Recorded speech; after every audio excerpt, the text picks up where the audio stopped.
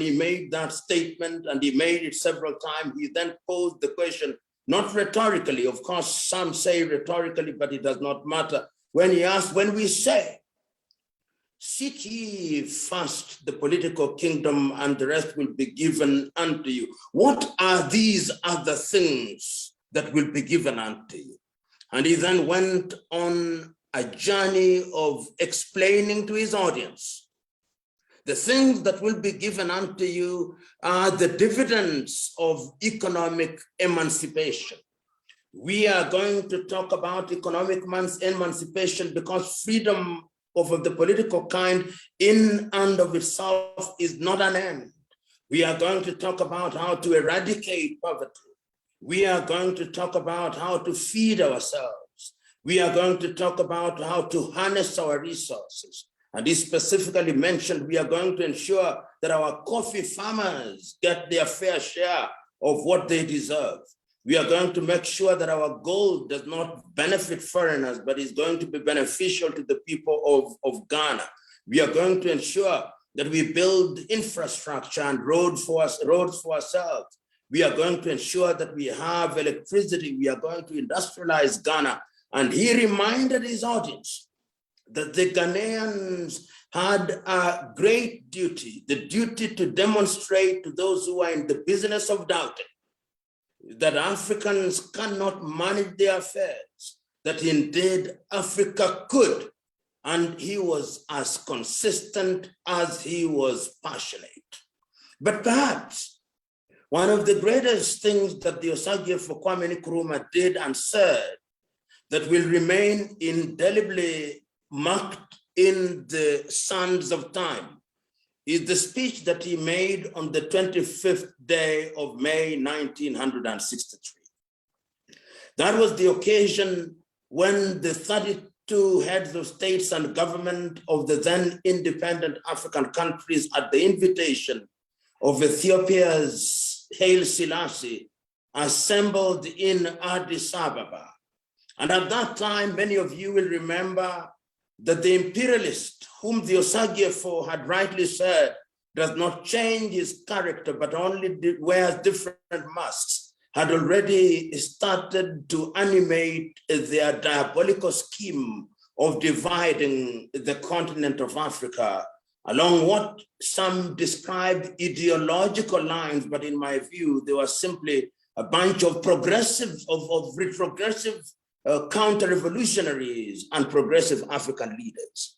You'll remember that that division was christened the Monrovia Group, that was led by Tubman of Liberia and included, among others, Felix Houphouët-Boigny of La Côte d'Ivoire, who had been persuaded effectively, particularly by the French government administration of Charles de Gaulle, that Africa should not unite.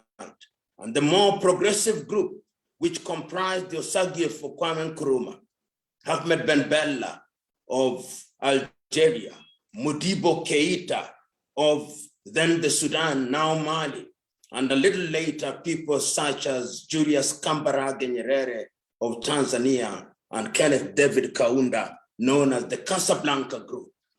And they were clear on that day in Addis Ababa, Ethiopia. The Osagyefo was riding on the crest of what he had said times without number. He had said on a number of occasions that the situation in Africa is heartening and encouraging, but also disturbing. Heartening and encouraging because 32 African countries which had labored under the yoke of the colonialists were now politically independent.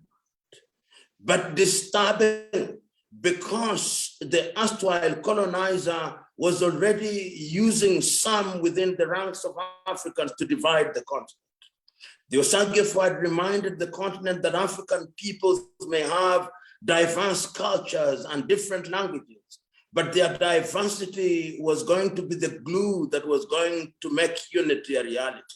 He had reminded his audience times without number that indeed African countries that have been created in Berlin in 1884 and 1885 were unviable. They were too small. And if they persisted in their disunity, then they will be manipulated by the erstwhile colonizer.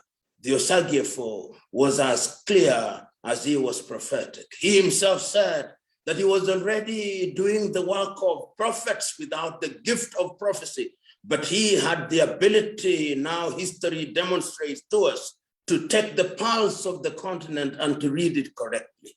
So that when he spoke on that day, on the 25th day of May, 1963, he was not the only speaker, there were others.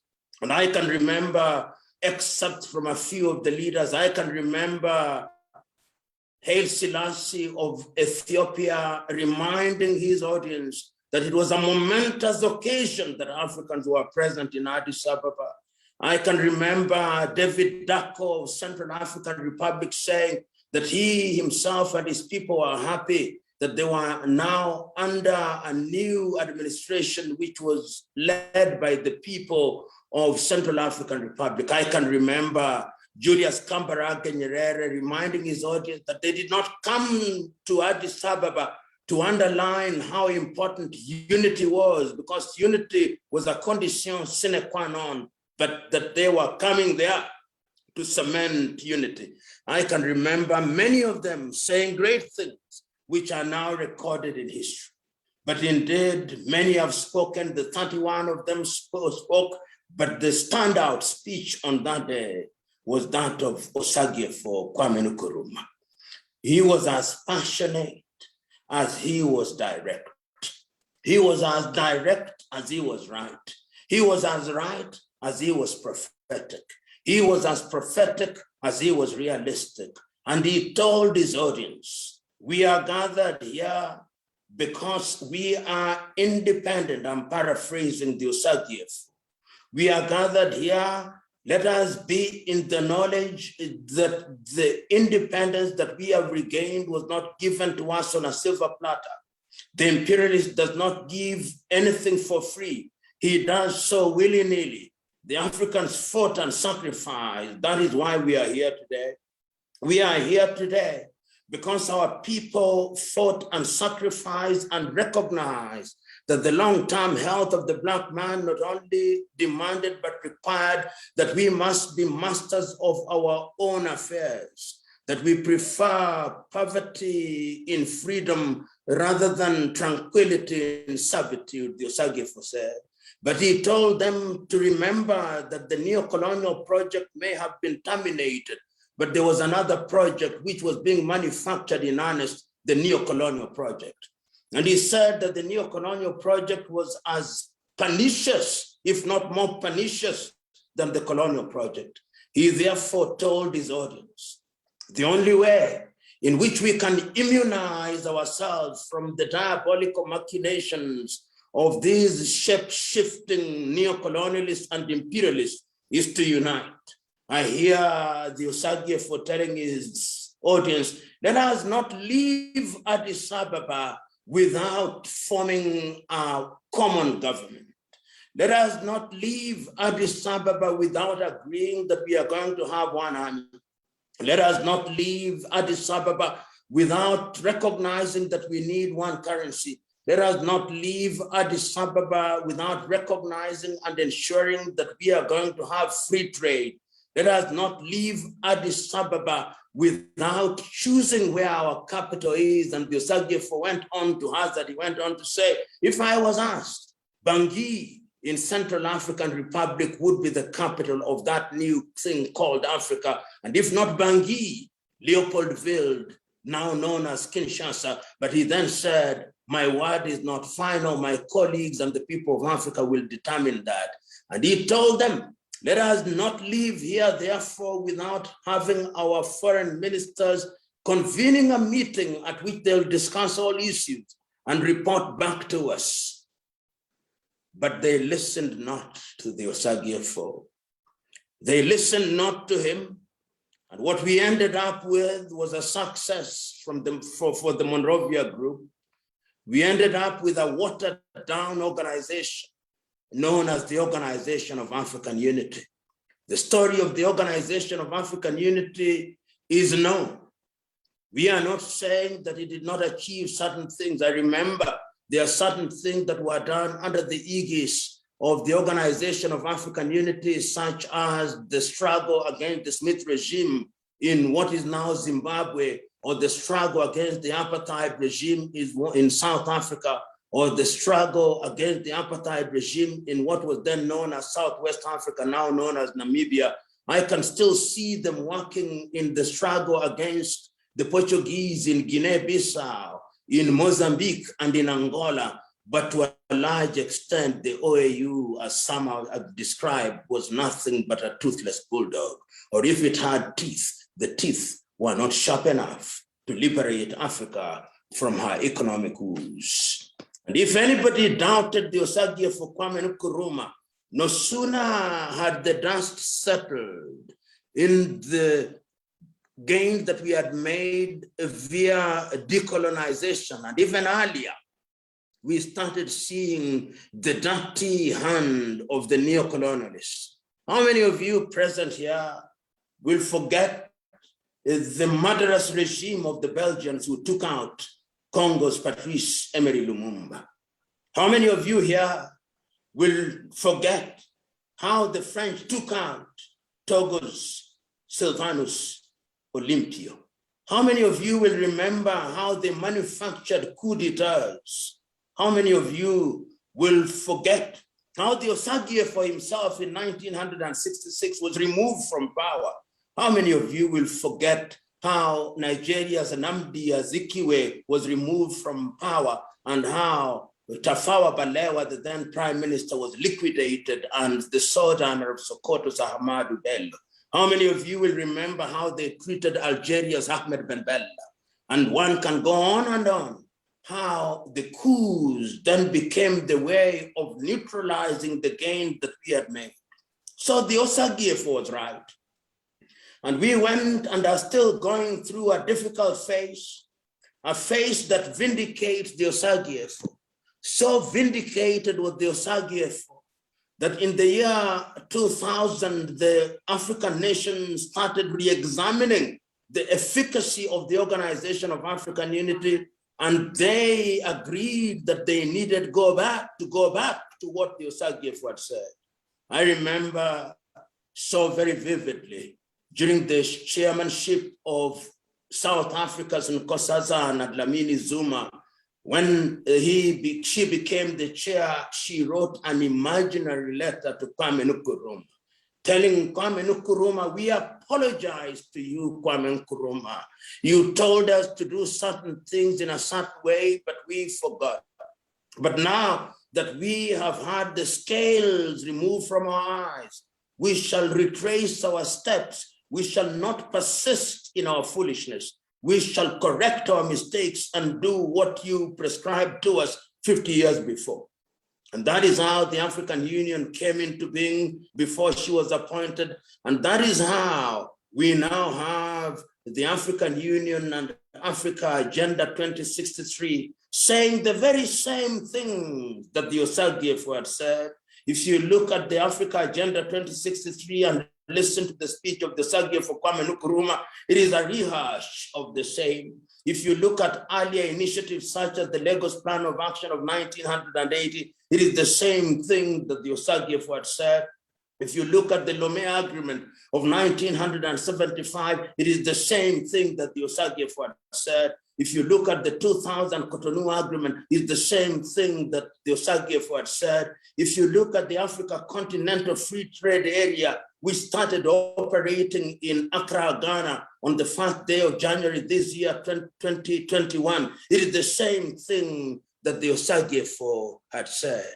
If one were to be romantic and melodramatic at once, the Osagie was ahead of his time. But it is not our duty, it does no good to the Osagie and others to lament and to remain in lamentation. The most important thing and the greatest homage that we can pay to the Osagie Kwame Nkrumah is to give meaning to his words and to his works. And I now wonder to myself, if the Osagie is up there, he looks at Africa and looks at her as she is now. And he remembers how in 1963 he had prescribed what he thought was an antidote to our problems. What would the Osagie foresee? The Osagie would see an Africa that is as disturbing and heartening as he said in 1957. It is disturbing because if the Osagie looks down from yonder, he sees an Africa which has reneged on her promises. An Africa that promised her sons and daughters that she would eliminate poverty, and poverty is still rampant. An Africa that promised her sons and daughters that she would eliminate ignorance, and ignorance is common in the continent. An Africa that promised her sons and daughters that she would bring peace and tranquility is at war. This is what the Osagie would see. The Osagie would see that there is a conflict in South Sudan, and the Osagie would lament. The Osagie would see that there is conflict in the Nuba Mountains and the Blue Nile and in Darfur in the Sudan. The Osagie would see that there is conflict in Tigray in Ethiopia, the very place, the very home of the country where he delivered his 1963 speech. The Osagie would look at Somalia and he would see that the Somalia is divided and it needs peace. The Osagie would look at Mozambique and he would see that there is an insurgency in northern Mozambique. The Osagie would also not stop there. The Osagie would go to Eastern Congo and see how the home of Patrice Emery Lumumba has never known peace since Patrice Emery was eliminated. The Osagie would go to Central African Republic and he would recognize that there is no peace there, the home of David Dacko. He would go a little up there and see Burkina Faso, the home of Thomas Sankara, and he would see that there is no peace there. He would go to Niger. He would go to Mali, he would go to Mauritania and he would see there is no peace there. He would go to the Cameroons and he would lament about the plight of the Amazonians. He would go to Nigeria and recognize that Boko Haram have now made kidnapping a sport. He would go and remember that even before that, there were civil wars in Sierra Leone, in Liberia. He would remember that Libya is not at ease, Algeria is not at ease. He would remember that even Tunisia is not at ease. He will remember that at one time there was a genocide in Rwanda. He would remember that even Burundi is just struggling. He would look at Kenya and see how tribalism, which he condemned, is the only way in which the Kenyan politician knows how to manipulate and to organize our politics. The Osagie would be saddened, but he would not allow the pathos of the moment to drown his enthusiasm. He would tell Africa once again that it's not too late. He would tell us, we who are assembled here this evening, the mantle is yours. Wake up and do what is right. Go into the corners of Africa and shout from the rooftops, even if you cannot be heard at your most eloquent. Go to Cape Town and tell them that Africa must unite. Tell the South Africans that there is no time for xenophobia. You will tell us to go to South Africa. We'll go to Egypt. You'll tell us, go to Cairo, the home of Gamal Abdel Nasser, and tell us that we need to unite. He will tell us to go to Dakar. He will tell us to go to Djibouti and Addis Ababa and Bangui and Kinshasa and all other capitals and remind us, I told you, seek ye first the political kingdom and the rest shall be given unto you. But those other things have not come. In fact, the Osagie would say, even the political freedom is disappearing by the day. So we who are here, we who are celebrating the Osagie for Kwame Nkrumah, what justice can we do to his memory? What we must do is to live and seek to do what he instructed us to do. Let us do what is good and right. Let us speak from the inner recesses of our minds and hearts and remind the fifth columnist amongst our ranks, remind the African political class who have become kleptocrats that the time is now. The time is now to give meaning to the speech of the Osagyefo Kwame Nkrumah in 1963. The time is now to give meaning to the ideas which were rehashed, but which he had articulated. The time is now to make Africa Agenda 2063 real. The time is now to make the Yamoussoukro protocol true so that Africans can fly. The time is now to make the Kigali protocol true so that Africans can travel without visas. The time is now to have one currency so that the Ghanaian traveling from Accra, Ghana to Somalia will have one currency to deal with. The time is now. The time is now to use the ideas of the Osagyefo Kwame Nkrumah to unite and claim the dividends of the fourth industrial revolution. The time is now. The choice is yours and mine. We can continue to romanticize the ideas of the Osagyefo without giving them practical meaning, or we can choose to give them meaning by giving them life, by giving them the oxygen of reality. So let us all unite. Unite in the knowledge that if we are disunited, we shall be conquered. Unite in the knowledge that if we do not do what is good and right, we will be conquered again. Unite in the knowledge that Africa can't be great, but she can only be great in our unity. Unite in the knowledge that if we want to shake this big tree called neocolonialism, we must remain strong and united, because if we don't, as the Igbo rightly say, he who is weak and wants to shake the giant Iroko tree will only end up shaking his buttocks. Let us not shake our buttocks. Let us combine and give meaning to the great man of Ghana, the great man of Africa, the Osagyefo Kwame Nkrumah. That is why we say Nkrumah is dead, but Nkrumah never dies. Not because his mortal remains are not interred in Nkrumah, but because his ideas are alive for every generation to give meaning. Let the Osagyefo's idea live. Let us be warriors for what he preached. God bless you and have a good evening. Wow, wow, wow, wow. Ladies and gentlemen, a round of applause, please. Thank you so much, Professor Lumumba, for that.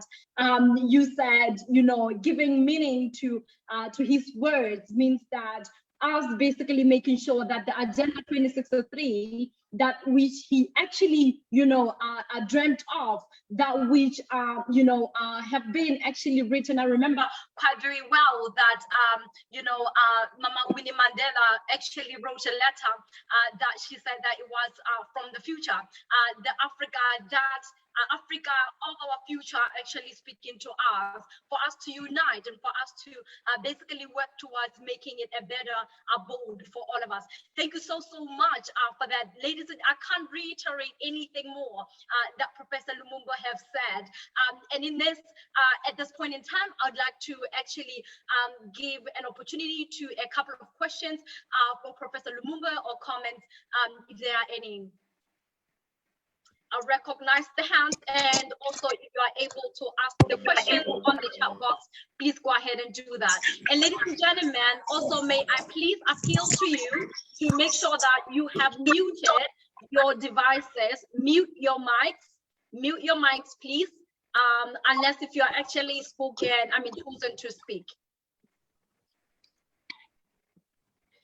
So I will recognize. Hello. Sam, can you please close your mic? Unmute him. Sam, me, Sam. Hello? Hello? Hello. Can you hear me? The host, can you kindly mute? I can hear him. I can hear him loud and clear. That's very good. Professor, I have been looking forward to seeing you in physical face, but you are very, very, I don't know what I say, muhenga in Swahili, but you know what I mean. Sansana. But you are very, very true. You are, see, nje tuzungumza Kiswahili yani mimi ni Muganda, Rwanda, sijui kabila gani. Mimi ni Mwafrika tu. Siniambie natoka wapi. Ni Mwafrika sasa. Lakini hapa naishi Ulaya. Miaka 41 tangu nilikuja. Ruskin College sir. Tragedy graduates Ruskin College, you know. Tomboya, you know. Stephen Biko, you know. Mine is also complicated because that's what I have fought for. Self-reliance in the names of Nyerere. I mean, you know, you don't understand exactly what I would mean here. And ever since now that the late Magufuli came, if I say Africa, we don't need Europe. Europe needs Africa. I talk about how invisible trade, sir, unequal trade terms, there are 14 billion come into Western world and China and the rest of the country, developing all resources African develops, not ours, not developing our people, hence the poverty, you see. Ever since, I mean, you know, as you say, categorically accept that colonialism, direct colonialism was better than neocolonialism. It is true. It is very true. And it is something we must cry and not only shake, but shake and subdue this so-called independence without being dependent. Thanks very much for your kind words and all the things. And therefore, we must be determined to fight whether he die or not. Like he died fighting. Thank you. I remember when he was fighting during Guinea-Bissau, and in Guinea when he was fighting with a frontline war. And thanks very much. Thank you so much, Sam. Have you got a question? And we live in him my as he lived us. My brother Sam. The question was that I was contributing only, but all I'm trying to say, madam, we must decide as we unite, we succeed, we divide, we fail, and CIA is in us as we are talking to them. As we hear now. You know what I can give example for some people like that. This we know very much until we articulate and demand the French is a danger. When French influence is in danger. Between China and France, we are in trouble completely, and we must react to make sure that Africa is independent, not by flags, not by president, not officers, but African independent completely, to benefit our people. Rise up, rise you know, up, poverty Brother is the worst Sam. disease My brother than Sam, any other disease, I'm sorry and therefore to cut poverty you. must be eradicated. Brother Sam, I am so sorry to cut you. Thank you so much. But there are, a number of other people who are waiting to speak. Hello. Thank you very much, brother, and remain active. Yes, thank you. My co-host may be having some technical, so let me bring in Brother Albert. Albert, please put your question to our Professor Lumumba. Questions. Right. Thank you very much, host, for this opportunity. I would like to thank the professor for quite a very extensive and elaborate presentation. Looking back some few days back, the professor alluded to the fact that those who have authority to act have no ideas. And probably those who have the ideas don't have the authority to implement or ensure that things are done.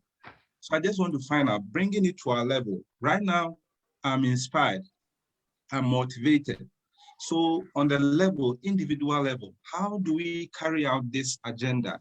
Because looking at the propositions that the professor made, single currency, no restriction in travel, requires a shift in policies and the commitment of government, head of states, which is quite on the higher level. But I'm looking at the individual level, at the downgrade. What message should we carry to our people on the individual level so that they will also be inspired? Thank you. Thank you.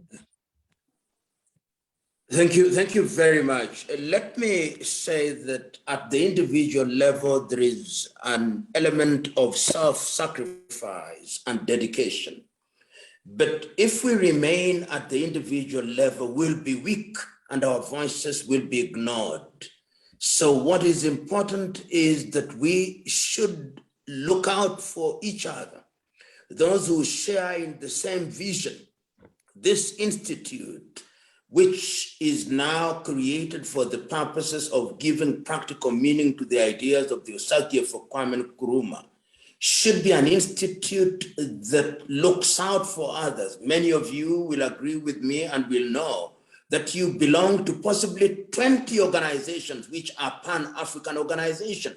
And I keep on telling the ones in which I belong, the time has come and the time is now for us to organize a meeting at which we have a clear agenda, an agenda of engaging the people, an agenda of putting these issues that we talk about in an effective and in a clear manner so that we can begin to influence processes. You may ask, can it be done?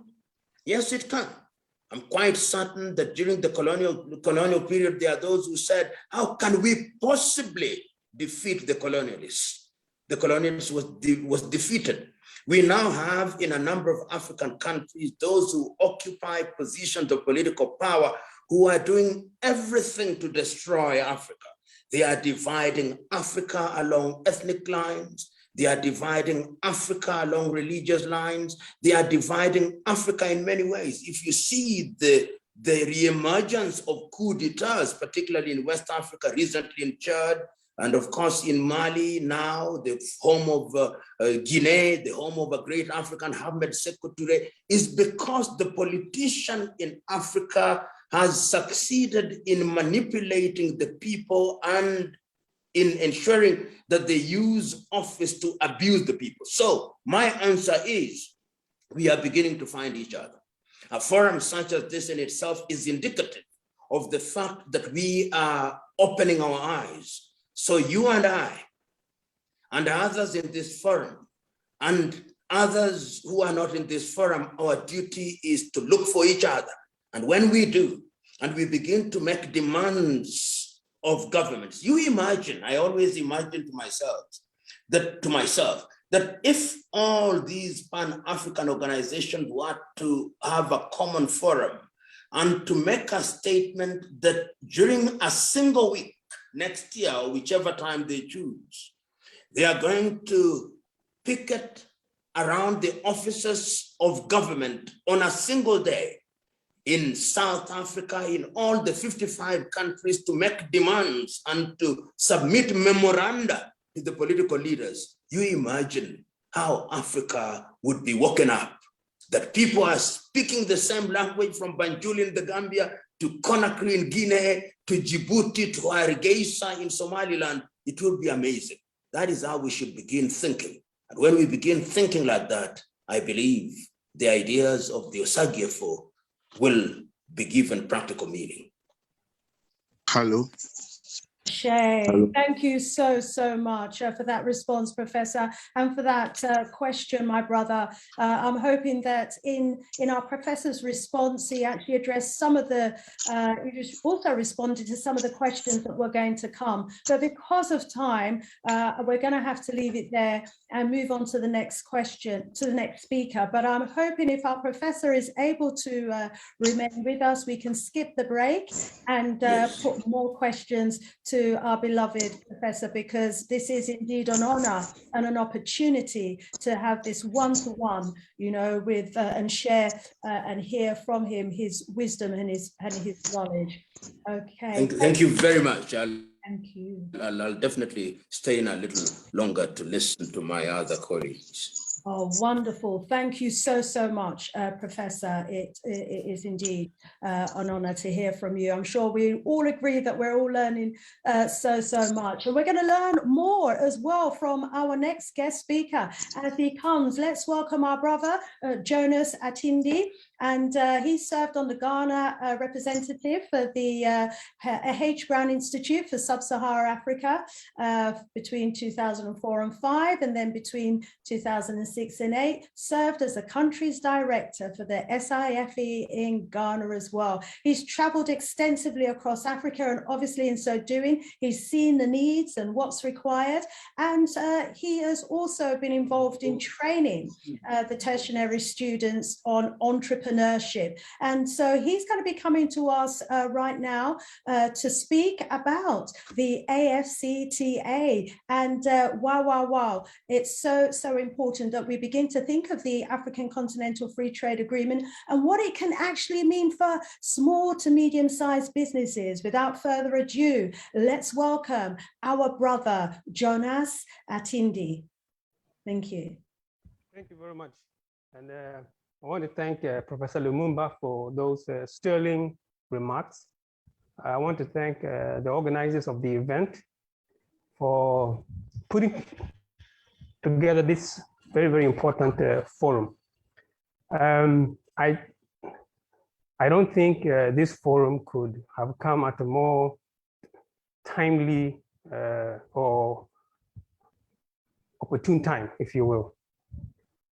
When I look across the African continent, we see 54 or 55 countries, all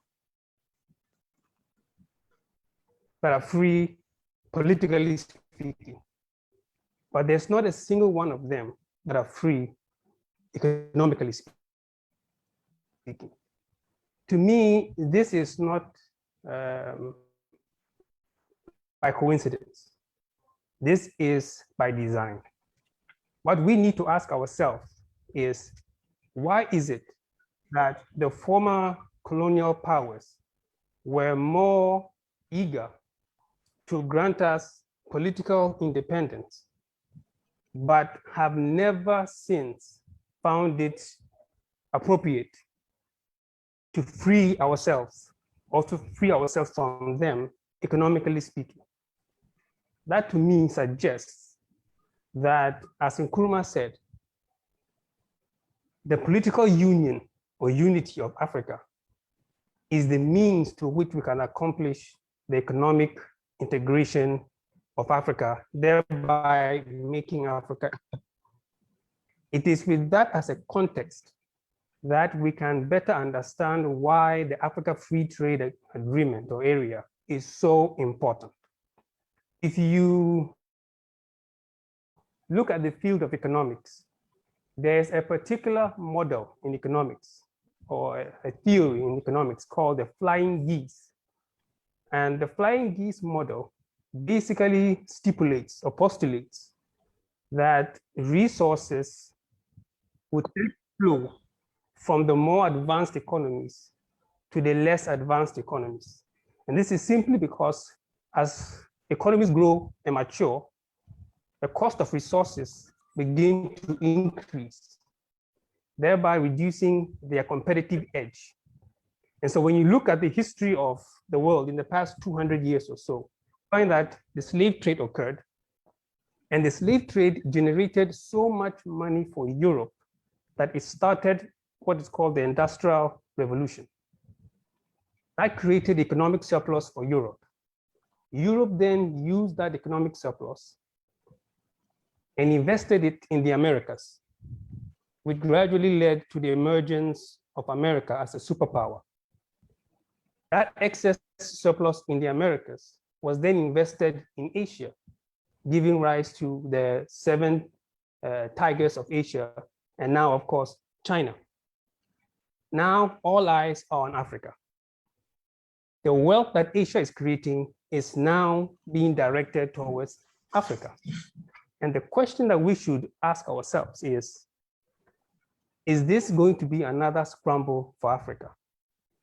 Is Africa ready to hold on to the reins of economic power and to be free from the economic interferences and political interferences of the rest of the world? The answer to that question would depend on how well we utilize the Africa Free Trade Area or Agreement. There are those who are skeptical about this free trade area, and they have a number of reasons why they don't believe that it will work out in Africa's favor. I am those who are more hopeful in that regard, and that Africa can indeed benefit from the free trade area if we avail ourselves properly to the opportunities that the free trade area can provide us. when you look at the structure of trade between Africa and the rest of the world, you find out that we export about 70 to 75% of our exports with the rest of the world is in the extractive sector. So we export raw materials, cocoa, raw beans of cocoa. We export gold, all these in the raw form.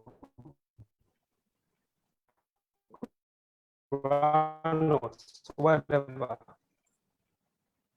in the raw Slight challenge with our brother's network but there. when you look at our structure is turned on its head, materials within the continent, we rather take.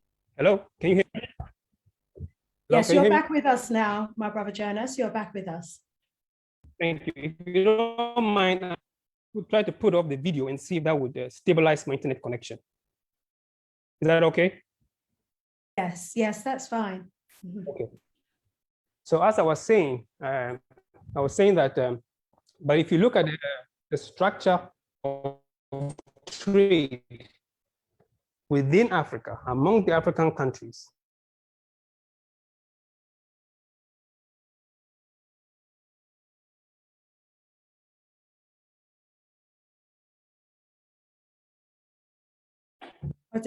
we seem to have lost our brother Jonas. My brother Jonas, are you there?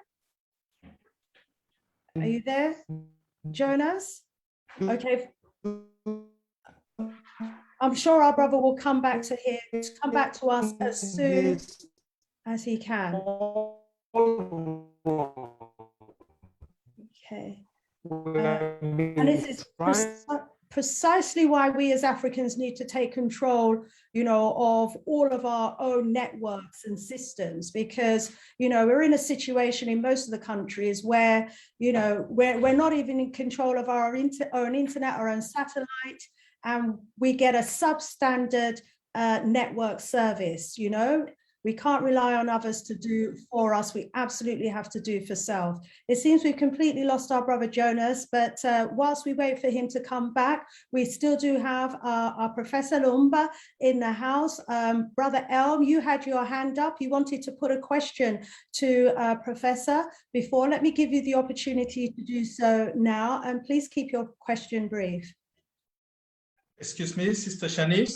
Mm-hmm. Before Brother Elm will come on, can you please find out if our next speaker, Comrade King Mapungo Joshua, is in the house?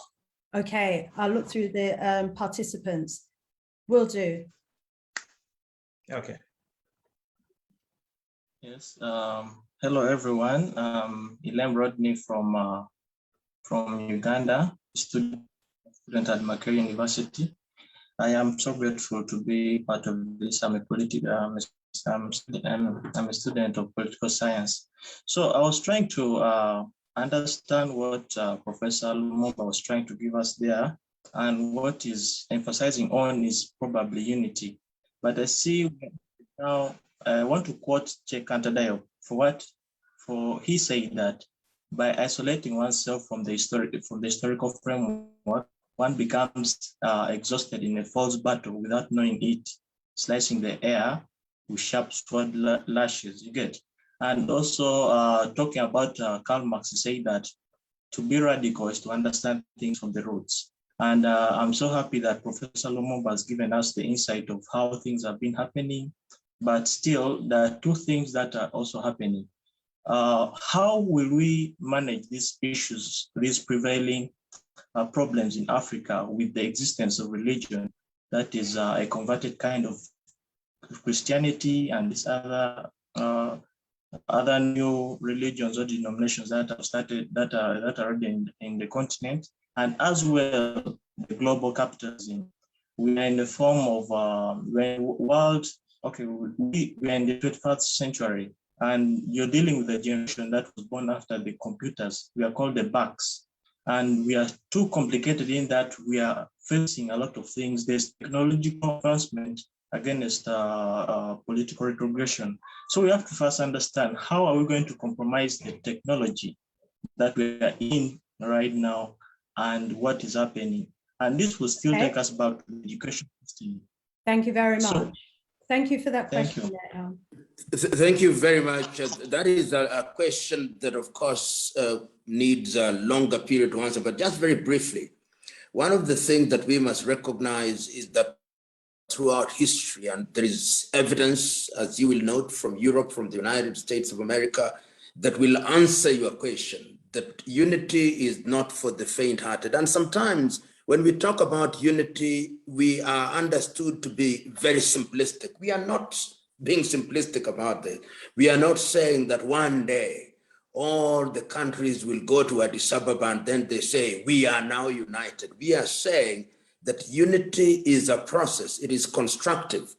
And that is why when you look at some of the things that you now see under the Africa Agenda 2063 or the Africa Continental Free Trade Area that my brother was beginning to talk about, these are steps that are geared towards leading to a process that will ensure that the barriers that stand in our way will no longer exist, and effectively we will be reading from the same page. If you look at the history, for example, of the East African Community One, before it was dissolved in 1977, these were movements towards unity of some kind. If you look at what the reasons behind the creation of ECOWAS or SADC or the Maghreb, and under the auspices of the African Union, if we look at some of the things that have happened in the recent past, I've already mentioned the Africa Continental Free Trade Area, which deals with the removal of tariff and non-tariff barriers. I mentioned the Yamoussoukro Protocol that talks about the free flights in the airspaces of Africa. I talked about the Kigali Protocol that talks about free movement of persons and a single passport. And I'm talking about, I haven't talked about the Maputo Protocol or all those other protocols. All these are designed to move us in that direction. But don't think that the rest of the world wants Africa to unite. You have seen a very resurgent France that is trying to do everything within its powers, even if it denies, to ensure that Africa does not unite. See a resurgent United Kingdom post-Brexit that is doing everything within her power to ensure that Africa is divided. You are seeing a resurgent Russia that is trying to ensure that she has a military presence in Africa, a resurgent Turkey, and even more resurgent China, India. These are battles that we are going to have to fight, and we are going to have to fight them by understanding our enemy, and I'm using the word enemy loosely, but our competitors, if you want to be a little bit more charitable to them. And the danger is that sometimes, particularly now, we in Africa, we paralyze ourselves through too much analysis. And once again, even the tools of analysis that we use are not Afrocentric. They are tools that are handed down to us by other thinkers. There is no harm in understanding what Marx said. There is no harm in understanding what those English and American scholars say. But there is wisdom in using that knowledge for coming out with ideas that are Afrocentric and therefore sensitive to the realities of our continent. It is not for the faint-hearted. There'll be many people who will tell you it cannot be done, but history has demonstrated that the most difficult of things can be achieved by men and women who have focus and men and women who know that these battles are intergenerational and one generation passes over the baton to another. I believe that that is what I can say. But as I said at the beginning of answering the question, this would constitute a subject for a whole semester in your political science class. Thank you so much for that response there. I'm sure. Can I ask? Hello. Let me bring you in, please. Hello. Yeah, can everyone put their device on mute? Thank you very much. Let me just check. Hello. Can everyone be muted? Can everyone put themselves on mute? Let me just mute all. I think I might be able to do it here myself, actually. Okay, so can I just check, is King Mapongo in the house, please? Is King Mapongo in the house? If you are, please unmute yourself. Okay, I can't see our brother King Mapongo in the list of participants, so I will assume that he's not in the house. Okay, I just want to thank, first of all, our professor for that very insightful response there. And as he says, it's up to us, this generation now, to seize the vision. The vision has been laid out for us, and it's for us to seize it and to run with it. We're clear in terms of our direction of travel. We're clear about what we need to be doing and what we want to achieve. And in our respective positions, in our respective organizations, in our respective institutions, what we need to be working towards as a people is our total independence and liberation. We want economic independence, borderless Africa. You know, we need to have one currency. We're clear about what we need to be doing, and we are the ones that need to make the African Free Trade Agreement a reality as well. Let's bring in our brother Kwame Gonza for a question. We'll seize the opportunity until our next speaker arrives. Thank you so much, Sister Shanice. I would like to thank the professor. I've spoken to him before, and I was really glad to have spoken to him personally. I feel like a professor is the one who has sparked this desire and this interest in Pan-Africanism, and he has been a voice. I feel like he's a voice of, like in the Bible, they say, John, who's preparing the way for the coming of the Messiah. So first of all, I want to appreciate him for that. There's a couple of papers which I wrote, and he was able to read them through. And I appreciate him for that. What I wanted to ask is that if you look at Dr. Kwame Nkrumah, he warned about these groups, the different groups which form in the different parts of the continent, the regional groups like ESC, ECOWAS, SADC, all these groups, because the groups have been used by the imperialists to penetrate and find out what Africa is doing and take advantage of it. Example is the Africa Continental Free Trade Area today. The Africa Continental Free Trade Area, yesterday I saw a message which was going around, and France is trying to organize countries like Ghana, South Africa, Nigeria, I think with Kenya also. And when you look at these are English-speaking countries, and France is trying to organize an create an electronic platform. So how do we give support to such an enterprise that has already been penetrated by the neo-colonialists themselves to take advantage of it? Another example also is when you look at Ghana, where the Secretariat is, you see that all the other manufacturing companies have run to Ghana because they have seen that the Secretariat is there. Countries like Toyota, Nissan, VW, they have all put up assembling plants there in Ghana to try to look as if these companies or these cars which are manufactured there, which are assembled there, actually not manufactured there, they are manufactured in Ghana so that they can take advantage of the rest of the African continent. How are we going to deal with this scenario? When we look at Ghana, there is already a manufacturing company called Kantanka, but now it is being stifled. It's being stifled instead of being helped. When you go to Nigeria, we have Inoson, also is a car manufacturing company, but it is being stifled. So how are we going to deal with this problem? Thank you very much. Thank you very much for that question, Brother Kwame. Thank you very much. In fact, you've asked a question that is very important, because when my good brother had started talking about the Africa Continental Free Trade Area, he talked about the skeptics. And I've been following the FTCA quite keenly. And what is amazing, most of the people who are writing about Africa Continental Free Trade Area are not Africans.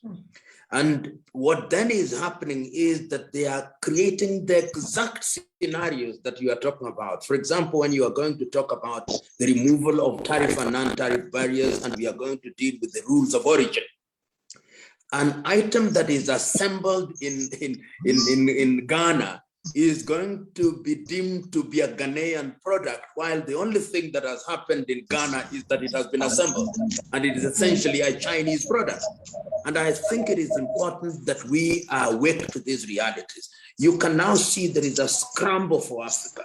You see, the Europeans are summoning African leaders. If they don't do so in Berlin, they invite them to Russia, they invite them to Beijing, they invite them to London, they invite them to Washington, they invite them to Beijing.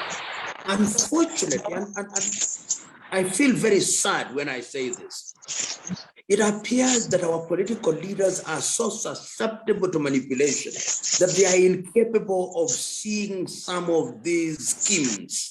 When Americans come up with a GOA, their GOA is not designed to help Africa. When the Americans is talking about preferred trade, it is not meant to benefit the Africans. You'll have the crumbs. You'll have a few export processing zones done in your country, and you think that you have created, you'll rebase your economy and you think you are doing well, but poverty persists. And that is why it reminds me of a speech that was delivered by Julius Nyerere on the 6th day of March, 1997 in Accra, Ghana, on the occasion of the independence of Ghana. And the title of the speech, "Without Unity, There is No Future for Africa." And Nyerere, who was one of the people who had talked about gradual unity of Africa, said Nkrumah was right. We were wrong. Nkrumah was right because now that we have created these regions, East African Community, ECOWAS, and all these SADC and others, people are becoming a little bit parochial, and their parochialism is standing in the way of African unity. I now hope that as we move towards Africa Continental Free Trade Area, as we give meaning to Africa Agenda 2063, and as we recognize that the erstwhile colonizers, the European powers, the Russians and the Americans are working very hard to ensure that we are disunited and that we are reading from their script, we've got to think very differently. Somebody I see is raising the question, are they about sustainable development goals? You remember we had Millennium Development Goals, then they brought, so we are always reading to a script that is not written in Africa.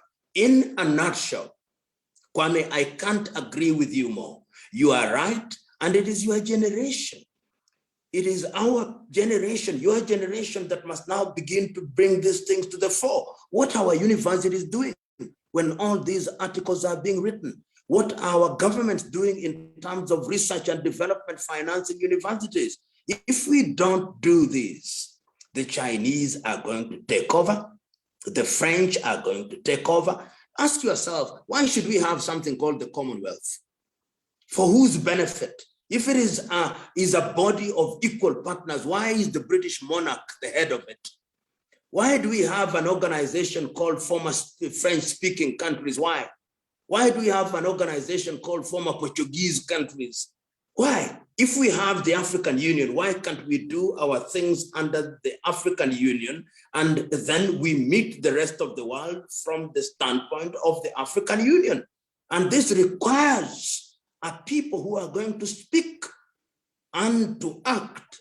And perhaps this is where we are weak at. We have said, sometimes I think we have said enough, and that there is time for action. How that action is going to be implemented is what I am grappling with. And if anybody has ideas, that is the point at which we should now meet. How are we going to work at it so that we begin to harass governments in a creative manner so that they can begin to move in the right direction? Rise up. Thank you so much, Professor Lumumba, for that response. Thank you, Prof. Let me jump in, Sister Charlize, just to follow up from Prof. Isbongani Makewe in South Africa. Prof, interestingly, thanks for the historical perspective. I just want to be more futuristic, listening to the Africa Continental Free Trade presentation that couldn't finish. I think fundamentally to what you just raised now is the mobilization of capital going forward. I'm sure Nkrumah will agree with me with you too. Hello? Yes, Yes, I can hear you. I'm saying, I'm sure Nkrumah will agree with me with you that the concept that we are struggling to really conceptualize and put into practice is the development. I think you will agree that somehow the way things are, our institutionalization, development both to precede the conceptualization of democratization. Only you will agree on that. Now, when we deal with the institutionalization of the African society, you will agree that if we are to build a capital, we need to categorize capital according to the three fundamentals. That is social capital, that is cultural capital, that is economic capital. Now, pity, the challenges that we are faced with in the African continent, I'm sure a lot of scholars will agree on that. That one, social capital, in the word of South African lexicon, is captured by democratization.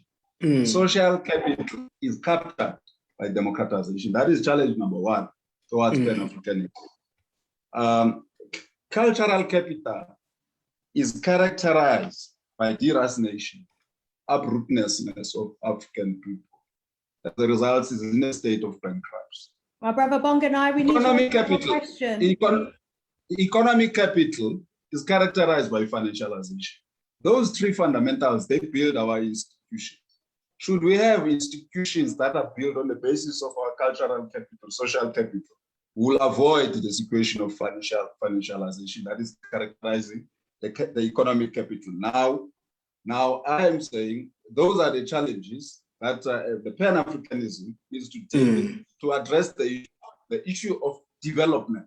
Development is a fundamental concept that is going to make the realization of the Africa Continental Free Trade Area real for Africa.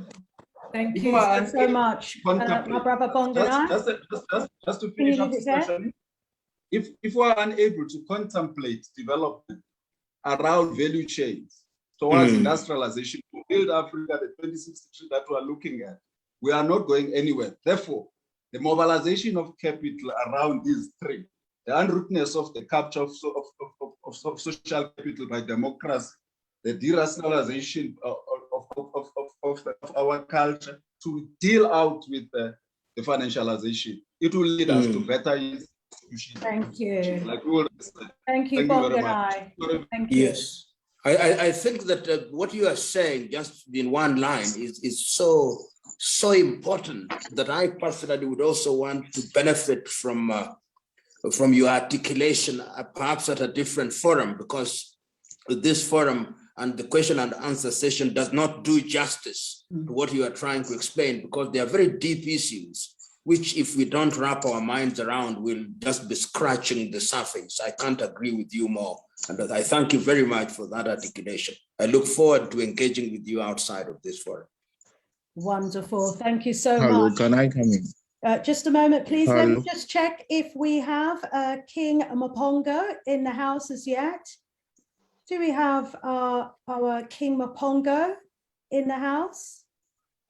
Okay, no, we don't, but I believe our brother Jonas may actually be back. So let's give our brother Jonas 5 minutes so that he can complete and conclude his presentation. So can everyone please put their devices on mute?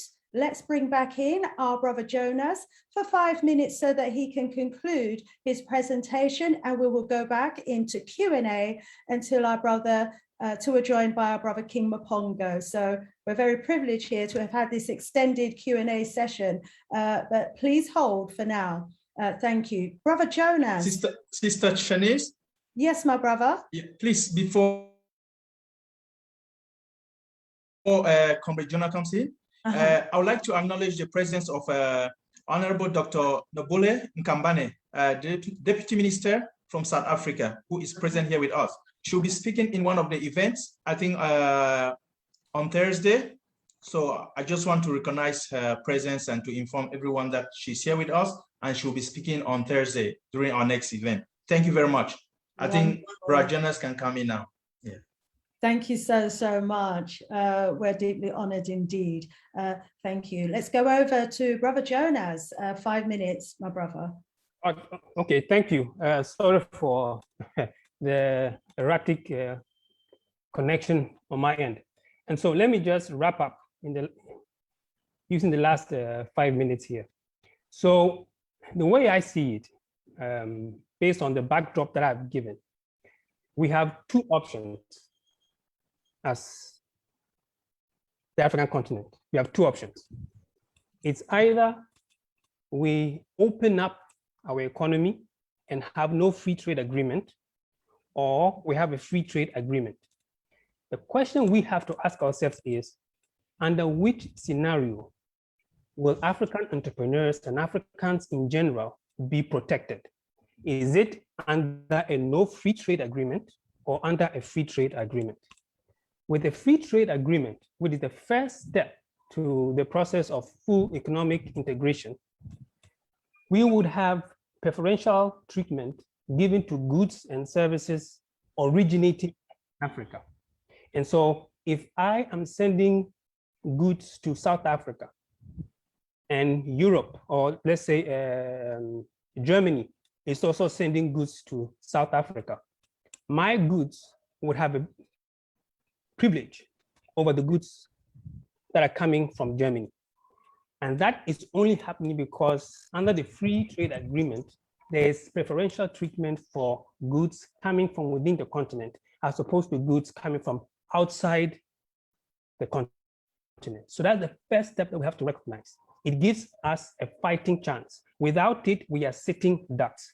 Now, whether we like it or not, investment from China, from Europe, from America is coming.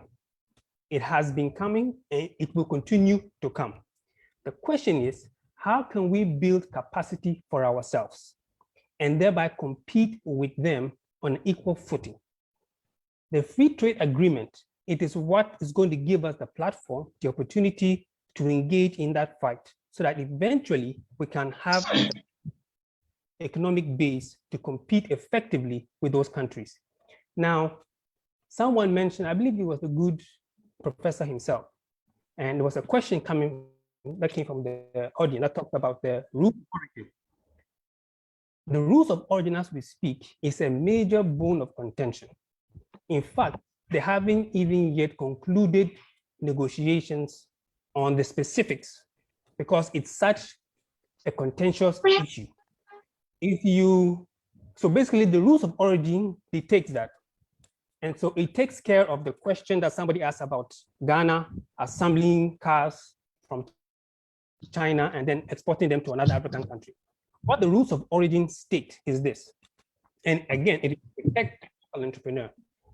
If Ghana is to, for example, so let's say the Toyota and Nissan vehicles, the VW, that are establishing an assembly plant in Ghana, they will not qualify to export under the free trade agreement unless, and this is the key, unless there is a significant portion of the production process that originates in Ghana. And so that is the whole purpose of rules of origin. Rules of origin stipulates the economic nationality of the product. Where is the product coming from? Is it a Ghanaian product or is it a Chinese product? Yes. A vehicle that is imported from China with no input in Ghana, apart from you assembling it, has an economic nationality that says it's from China and therefore will not benefit. The only commodities that will benefit are commodities that have a significant input within a member state. And so if I import, say, a raw material from China, engage in value-added processes in Ghana to an extent that where now that economic nationality is Ghanaian, then it qualifies. What that does is that the value chain within Africa would deepen, as opposed to you just importing something from abroad and selling it to another country in Africa. That cannot happen within the free trade agreement. Now, the question is how much of the raw materials have to be sourced within Africa for it to qualify? If you set it too high, let's say you have to have 50% of value additions within member states, then you neglect the countries in Africa that are not so industrialized, and so that they will not be able to have 50% value additions within their country. So if you set it too low, then of course everybody can qualify. Currently, I believe it's at least 15% has to be added locally, but that is the entry bar. As we progress, this will gradually increase. So today it is 15%, 5 years time, 25%, 30%, 40, 50, 60, until a point where now most of the goods traded are not only originating from here, but all of the processes, the raw materials and all other secondary industries will be right here on the continent. And so it's important that we understand that. And Jonas. 1 minute. Yes, okay, and see that, yes, and see that this thing, although right now it looks murky, the fact is that without it, where are we going to be? Exactly. So we can either choose to fight, to come to a gunfight with no weapon, or we can come to a gunfight with a sword, a cutlass, or some other form of weapon. I would rather come to the gunfight with some form of weapon than to come there empty-handed with only prayers. Thank you very much. Thank you very much, Brother Jonas. A lot of food for thought there. And for all of those on the battlefield, we have a choice. We have the power to make choices. It's up to us whether we buy made in China or made in Africa. If we turn our back on made in China, then Africa will prosper from our purchase. If we turn our back on made in Africa and buy Chinese, then we are empowering, economically empowering the Chinese, for example. So we have choices, and it's about time we started thinking before we spend our money, who we're spending our money with and whose economy we're actually prospering.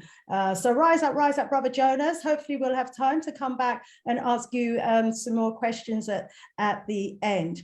Okay, family, I'm sure most of you can see that we actually have our next guest speaker in the house, none other than King Mapongo. We are absolutely honored.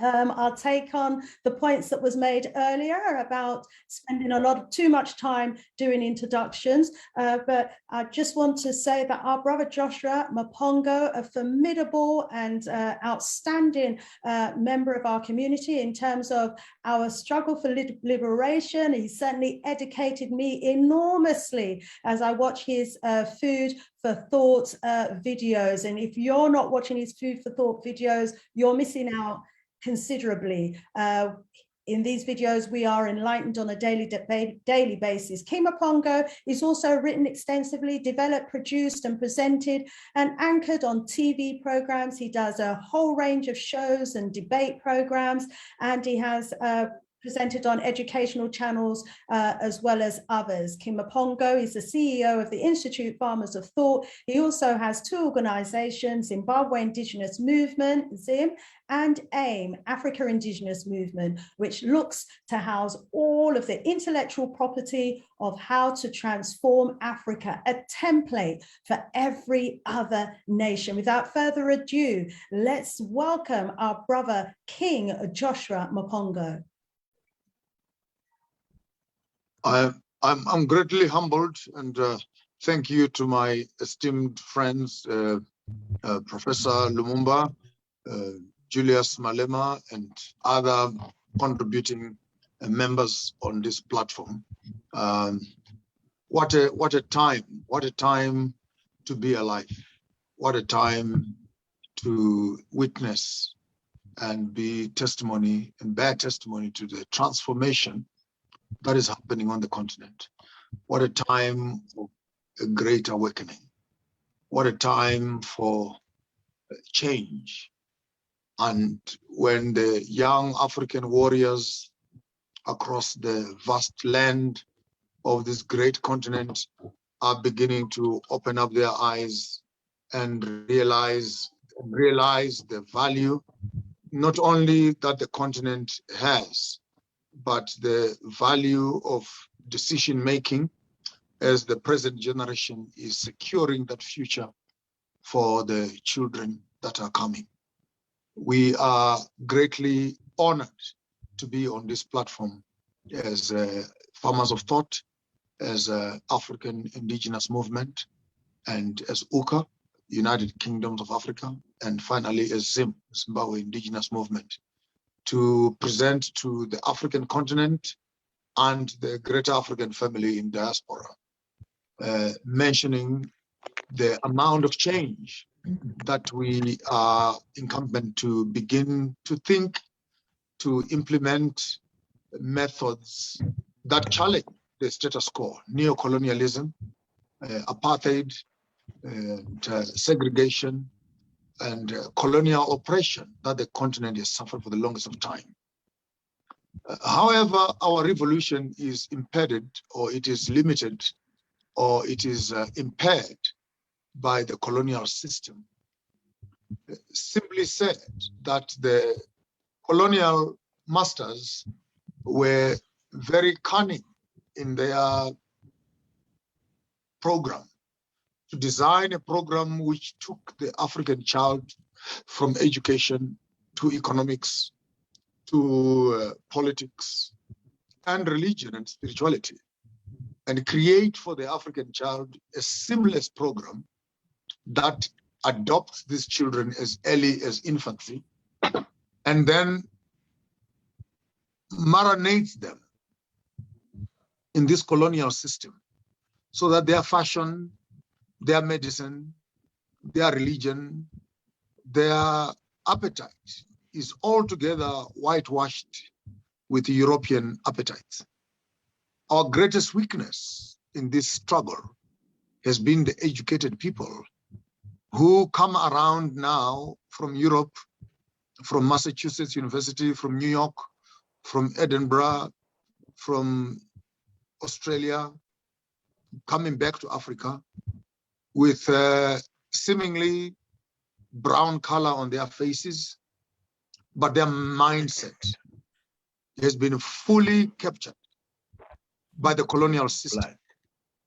By the time they come here, they are not Africans, they are coconuts who are brown on the outside, but white on the inside. These are our technocrats. These are our lawyers. These are our doctors. These are our political commissars. These are our commissioners. These are our directors in government institutions.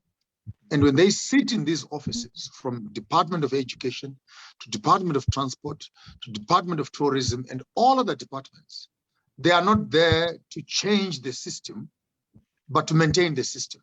Some of them appear back in Africa as CEOs of pharmaceutical companies, retail companies, media companies. The list is endless. But when they get into these offices, their appetite for a Eurocentric diet of entertainment, education, fashion, and art and media is not an African narrative. It is a European narrative. They want to convert a Zambian channel to become a New York channel. They want to convert a Zimbabwean channel into a British channel. They want to convert a South African channel into a Hollywood channel. Then you find that the diet that our children are eating is altogether a colonial diet. We are here to celebrate Kwame Nkrumah.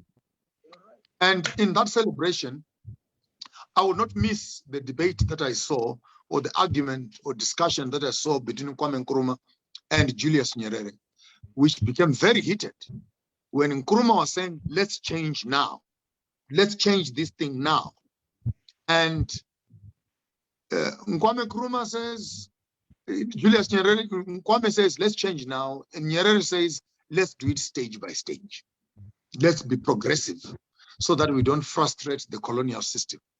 I must say, 60 years later, we are still doing step by step. And if we look at the amount of colonization and change that are needed, they are not step by step. A revolution does not take negotiations. For the oppressor will never donate freedom to you, according to the words of Martin Luther King. The oppressed does not need to ask for advice or seek for relief from the oppressor because he's enjoying the benefit. The oppressed needs to stand up and say no. And when we say no, we are really reliving the legacy of Kwame Nkrumah, who was more agent in his implementation strategy. We are aware that the process we are suffering under is taken 400 years to mature to where we are right now. And if this generation will still be negotiating with the oppressor, I can guarantee you we still have another 60 years to go. And by the time we're there, we're in the global village. My question is, when we are in the global village, what will the African be in that global village? Who will be the king in that global village? And I can tell you now for free that the African will still be a slave in that global village. And the European economists will be the masters of that global village. Question to the politicians, is this the Africa you are dreaming about? Is this the Africa you are taking us to? The concept of value chains, which I hear you talking about. Africans dig their gold from Ghana to Johannesburg, to Sierra Leone, to Mali, and they move that gold to Britain. What do they do with the gold? They put it in a strong room, in the basement of the central bank and the house of the Queen herself. How many utensils are made out of gold? Only a few teaspoons and a few forks. The rest of it, it is kept as a guarantee to the currency of that country. Question to all of you who are educated. Then why do we sell gold to Europe and America? And then we go borrow money and they use our gold as guarantee for the currency that they're giving us. Why are we exchanging gold, which is a material, to receive paper money? Who has money, the one who has gold or the one who is printing photocopies? African economies are built on looking for photocopied paper money. Instead of every country digging its gold, digging its diamonds, digging its platinum, and storing it in the country and guarantee their currency to the amount of resources that they have. What does that mean, therefore? If you must sell iron ore to China, stop selling iron ore to China. Find out what are the Chinese doing with your iron ore. Produce the materials that China needs in China. Then send off materials, goods, processed goods to China. By so doing, in improving the value chain of the raw material, you're creating jobs for gold, you're creating jobs for platinum. Even the concept of uranium.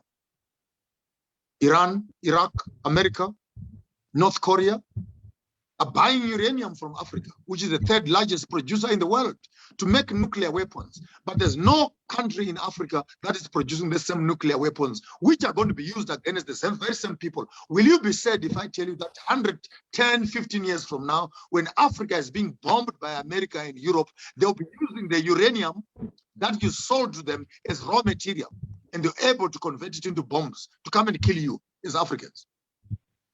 This is the foolishness that our presidents and ministers will take time to wake up from that sleep.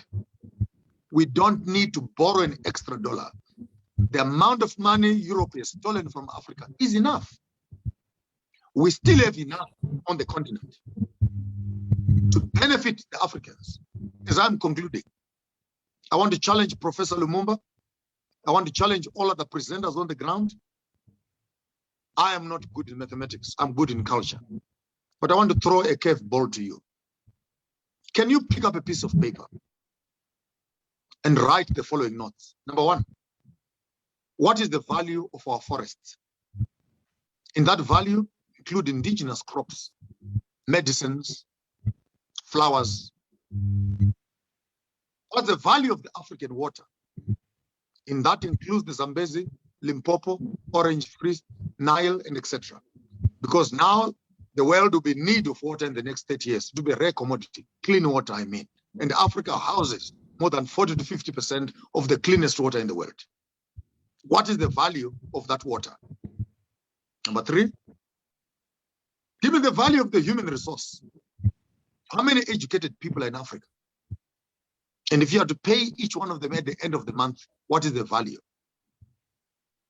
Number 5, what is the value for our waters, our seas, in terms of fisheries? Number 6, what is the value of our minerals as a continent? From diamond to gold, platinum, chrome, tin, manganese, name the rest of it. Do a full research and tell me, including oil, what is the value of Africa? Number 7, tourism and sacred sites. How much value is Kenya attracting? The Serengeti, Zimbabwe ruins, Victoria Falls, some of the most beautiful spaces in Congo, Namibia have not yet been discovered, but they're there. What is their value? And ultimately, what is the value of our air? I'm looking at electricity generated from wind. What's the value of our air? That includes our sunshine in terms of harvesting the sun into solar energy. So we have our air, we have our water, we have our land, and the people on the land. Now add up all those values together, you'll have a crazy figure that comes out on the right as your total of the value of Africa. And now take that value, divide it by 1.8 or 2 billion people. The figure that you come up with at the bottom there is the value of every African child, educated or uneducated. Until our leaders know the value of the African, we continuously suffer in poverty. Africa is not poor. Our leaders are poor. Africa is not poor. Our politicians are poor. Africa is not poor. Our resources are in abundance.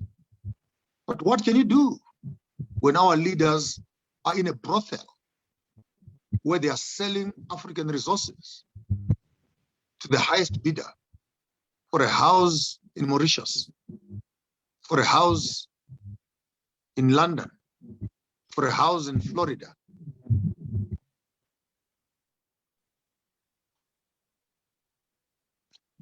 The disaster of African colonization did not happen with politicians.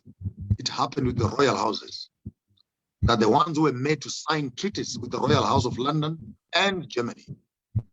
Until African politicians understand that they cannot twist the arm of the European royal house with politics, because they're only there for 5 years. Royalties, Queen of Britain has been there for 70 years by now. We needed to understand why was it important for Britain to destroy African royalties and make all of us subjects of the royal crown into the Commonwealth, which are now called common poverty. What will it take? It's a new breed of leaders who understand the neo-colonialistic mindset, the politics of the continent, the international political conversation, and begin a new trajectory, a new narrative that respects that every African on the ground and in diaspora are entitled to the resources that are on their land. You don't need to go to school. You don't need to do anything. The fact that you are born on the continent, you are a shareholder in the resources of that country. The same thing that Europe does, the same thing that Britain does, the same thing that UAE does. Why do the Chinese come here and the Arabs come here and they want to make us Muslims? When we go to their countries, they kill us and they butcher you for carrying a Bible in the United Emirates, in UAE. But when they come here, they want a mosque, they want a church. Right now in Zimbabwe, in Mzarabani, I got intelligence yesterday, they are paying people in the communities to become Muslims so that they cannot protest against the drilling of oil in Mzarabani, in Zimbabwe. For Muslim is for sale. They can pay for people to join the church so that they can frustrate the economic development processes. Who can doubt, therefore, that spirituality is a hinging factor on African revolution and African transformation? because the African right now cannot kill a white man because the white man looks like the Jesus who saves them from his sins. So we are suffering from a disease of the Messiah mentality, where iconographically we have been manipulated to think that the white man looks like Jesus. Therefore, the white man is a cousin to our oppressor. And if this God oppresses me on earth and he wants to take me to heaven, I don't want to go to that heaven. I'm already in hell right now. How can I share heaven with a white man who cannot share a piece of land with me on my own land? How do you come to my own house and tell me when I should sleep with my wife? This is arrogance of the highest order, where the colonialists are managing our diets, our health, our reproduction, our minerals, our finances, and our political systems using this Roman Dutch law. And I want to apologize, my honorable Professor Lumumba, you are an honorable lawyer in that space. But I want to see you start moving towards the idea of indigenous governance systems, because there's no way an African government will be free from the colonial system when he's still using the colonial judicial system. We can't at this age, 400 years, be putting on wigs like some small little stupid European people and hope we can transform our own societies. How did Rwanda fix their crisis? What role does indigenous governance systems play? How did the Africans bank his money before colonials came here? What is the value of agriculture? Why do we need land? For agriculture, for mining, for sacred sites and worship. For our churches are not in buildings, but in the canopy and the cathedral of nature itself. When you withdraw land from the African, you have removed spirituality from them. And without spirituality, the African is not connected. We can't talk politics and economics without addressing the very essence of what makes us Africans. Yes, ask me, what makes a Chinaman a Chinaman? Is their yoga?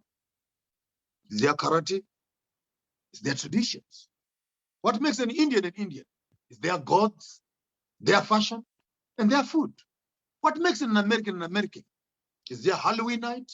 Is their Christmases, their candlelights, and their Christmas trees?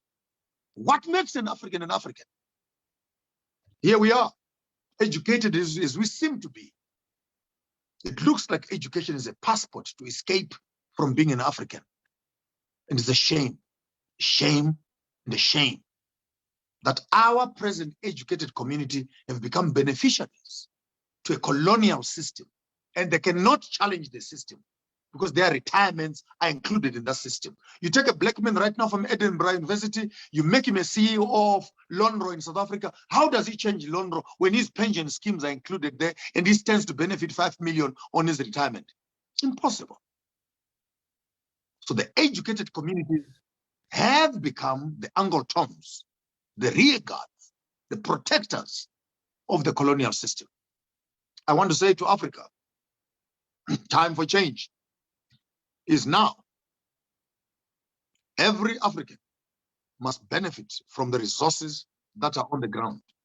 The political system cannot come to us for votes, and then they come back 2 weeks later when they win the votes, and they're bringing 16 bodyguards and 8, 9, 10 cars full of guns to protect them from us who voted them into power. There's something corrupt right there.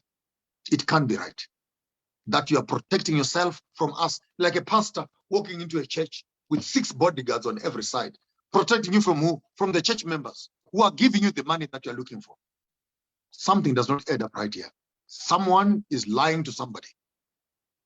For what it is worth, I want to celebrate Kwame Nkrumah in his words that Africa must unite. A borderless Africa, one army, one university, one currency. Africans can be free to move in Africa. One language. Europe, America, China, all the continents are united by currency and language. And until Africa begins to consider Swahili as a bridge to that jungle, create one stock exchange in Africa, which is backed up by the minerals, the oils of the continent, we shall consistently be changing hyenas with foxes. All political leaders on the continent, I challenge you. I beg to be challenged. They're not going into power to change the trajectory. They're going into power to sit on the same chair that the colonialists were sitting on.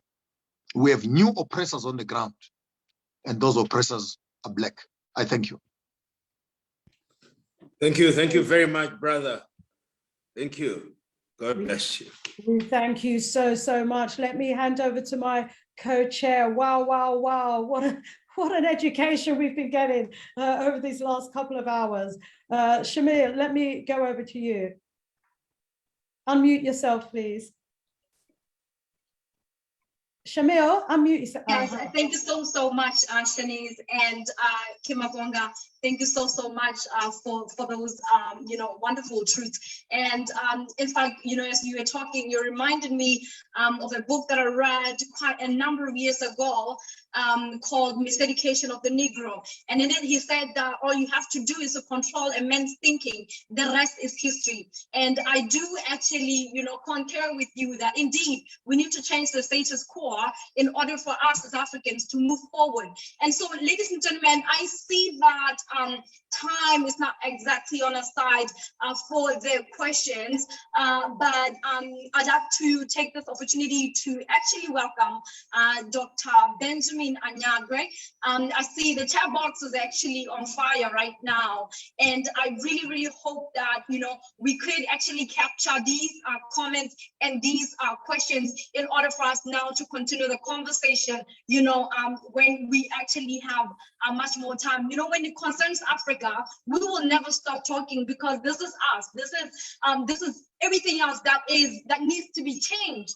And all of that. So please let me welcome Dr. Benjamin Anyagwe to give us the closing remarks. Dr. Benjamin.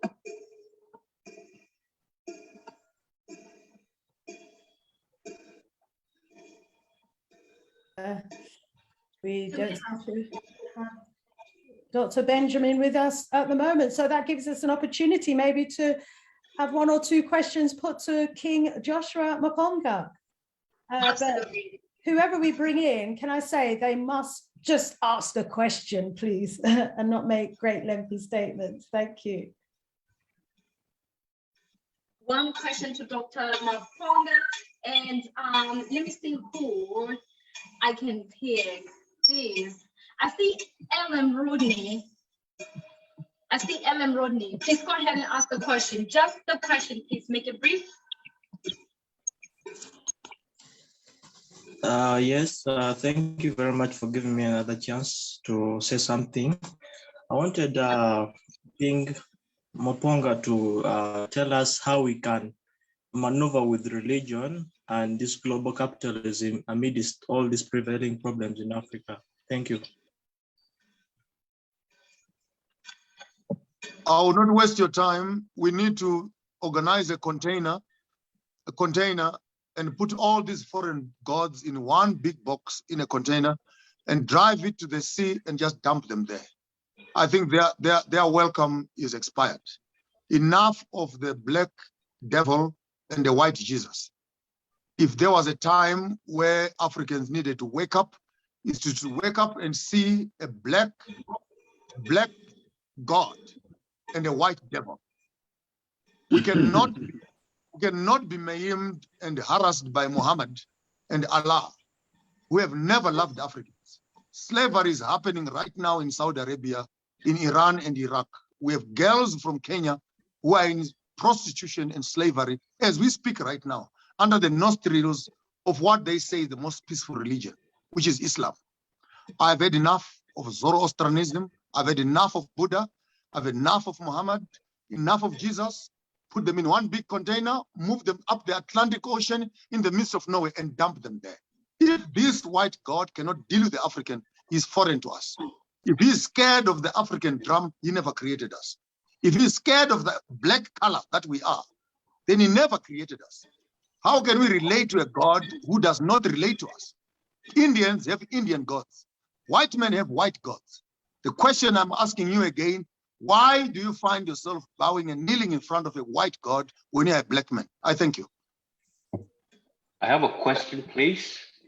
I'm so sorry, please. At this point in time, let me just find out if we have Dr. Anyangra.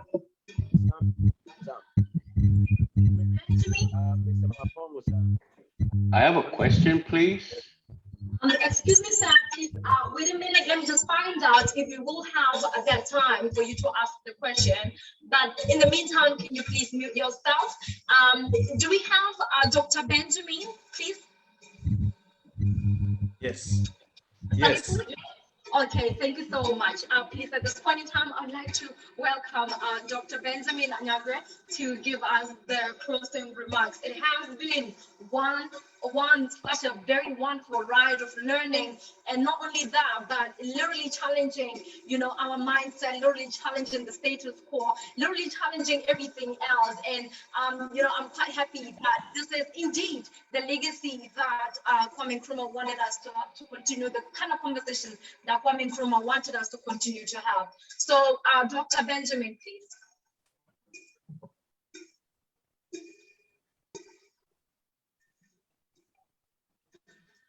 Shamir, it seems Dr. Benjamin is having some problems. Just give the chance to our senior comrade, Jojo Hicks, to ask his question, please. Okay, great. It seems many people are still willing to listen, Thank you very much. 5 minutes is not going to be too bad since Prof is here with us. Can I ask my question, please? Thank you very much. My question is geared towards both Mr. Mapongo and Professor Lumumba. Since we're celebrating Nkrumah and we know Nkrumah's message resonates across Africa, isn't it about time we set up an some form of Nkrumah educational chapter in every African country to start teaching the children about Nkrumah? What do you think about that? Because right now, Ghana is even engaged. The present president of Ghana is engaged in destroying the memory and the legacy of Nkrumah. And we need this man more so now than ever. Thank you. Absolutely. I'll give that question to either Dr. Maponga or to Professor Lumumba to just touch on that. But very important point, actually. I'll allow my senior to go first. That is the Dr. Lumumba. If he can respond first, I have a short answer for that.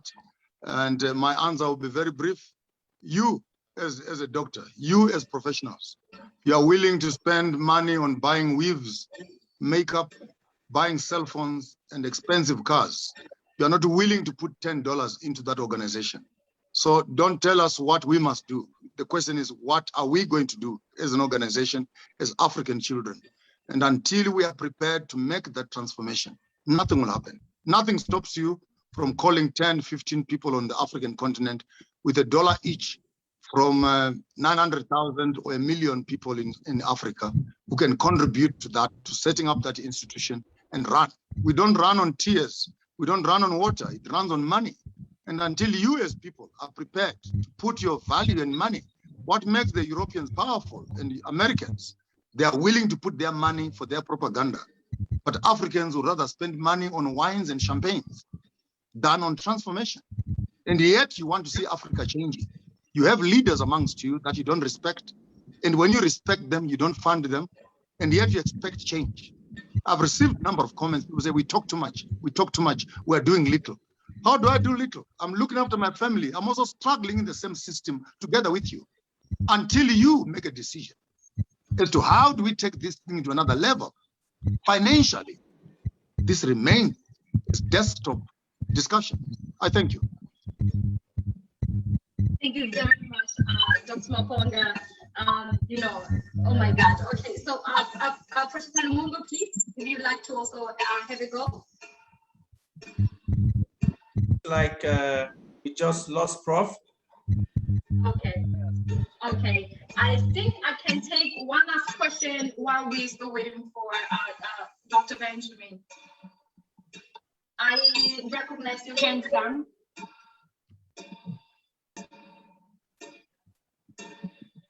Unmute yourself, please.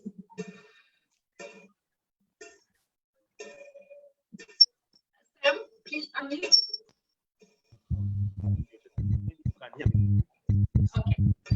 I'm talking about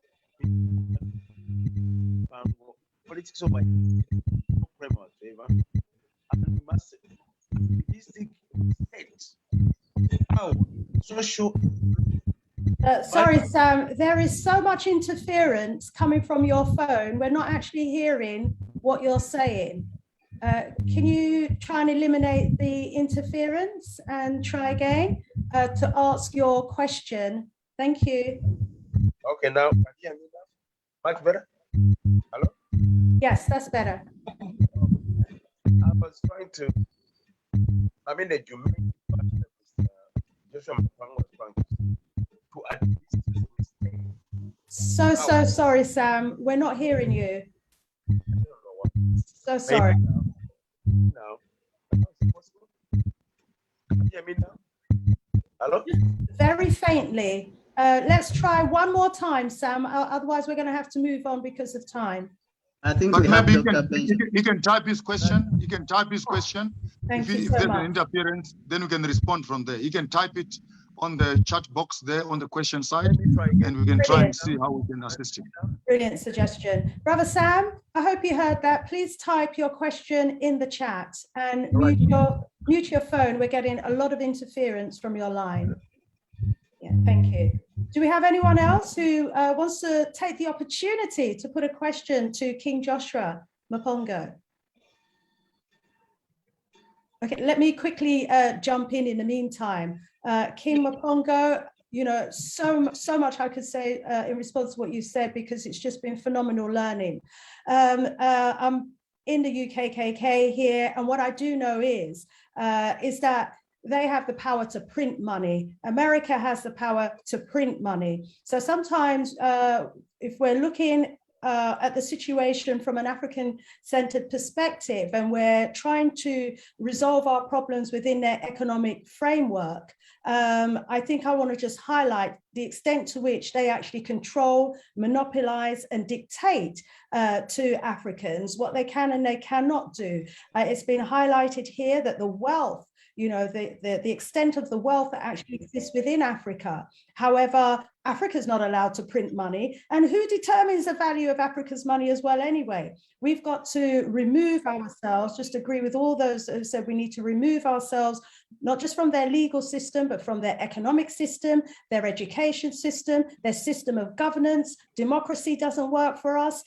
They so-called gave us independence, but it was just a facade. And I've just got to get this in. You know, we absolutely, totally, at the moment, are still a captured people. Our minds have been captured through their education system. Our land is still very much under their control in terms of the constitutions. Our governance is being controlled by them through the puppet leaders that we have. Our education system, our economic system. We have to totally detach ourselves and remove ourselves from these colonial structures, colonial institutions, and stop taking the money from the World Bank and the IMF and the likes, and indebting ourselves on the basis, as you said, the bits of paper that they call money, that they have valued greater than gold and silver and platinum and all of the other minerals and resources that Africa has on its land. I agree, time for change, absolute time for change. I can see we've got a hand. So the mathematics that I gave you, that formula of the value of the continent, that is the basis of our stock exchange as a continent. Mm-hmm. Then we can print money to the value of our oil. We can print money to the value of our gold, our platinum, our manganese, our oil, our fish, our forests, and our waters. And tell me which currency in the world can stand in the face of an African currency that is backed up by real gold. And by the way, we don't need to dig this gold. You can, now there's technology where you can put a satellite on top of the land and determine how much gold is under the ground. Since they are digging it up and banking it in their own basements, why do we need to dig it? We can simply establish that there is so many tons here, so many tons there, so many tons there.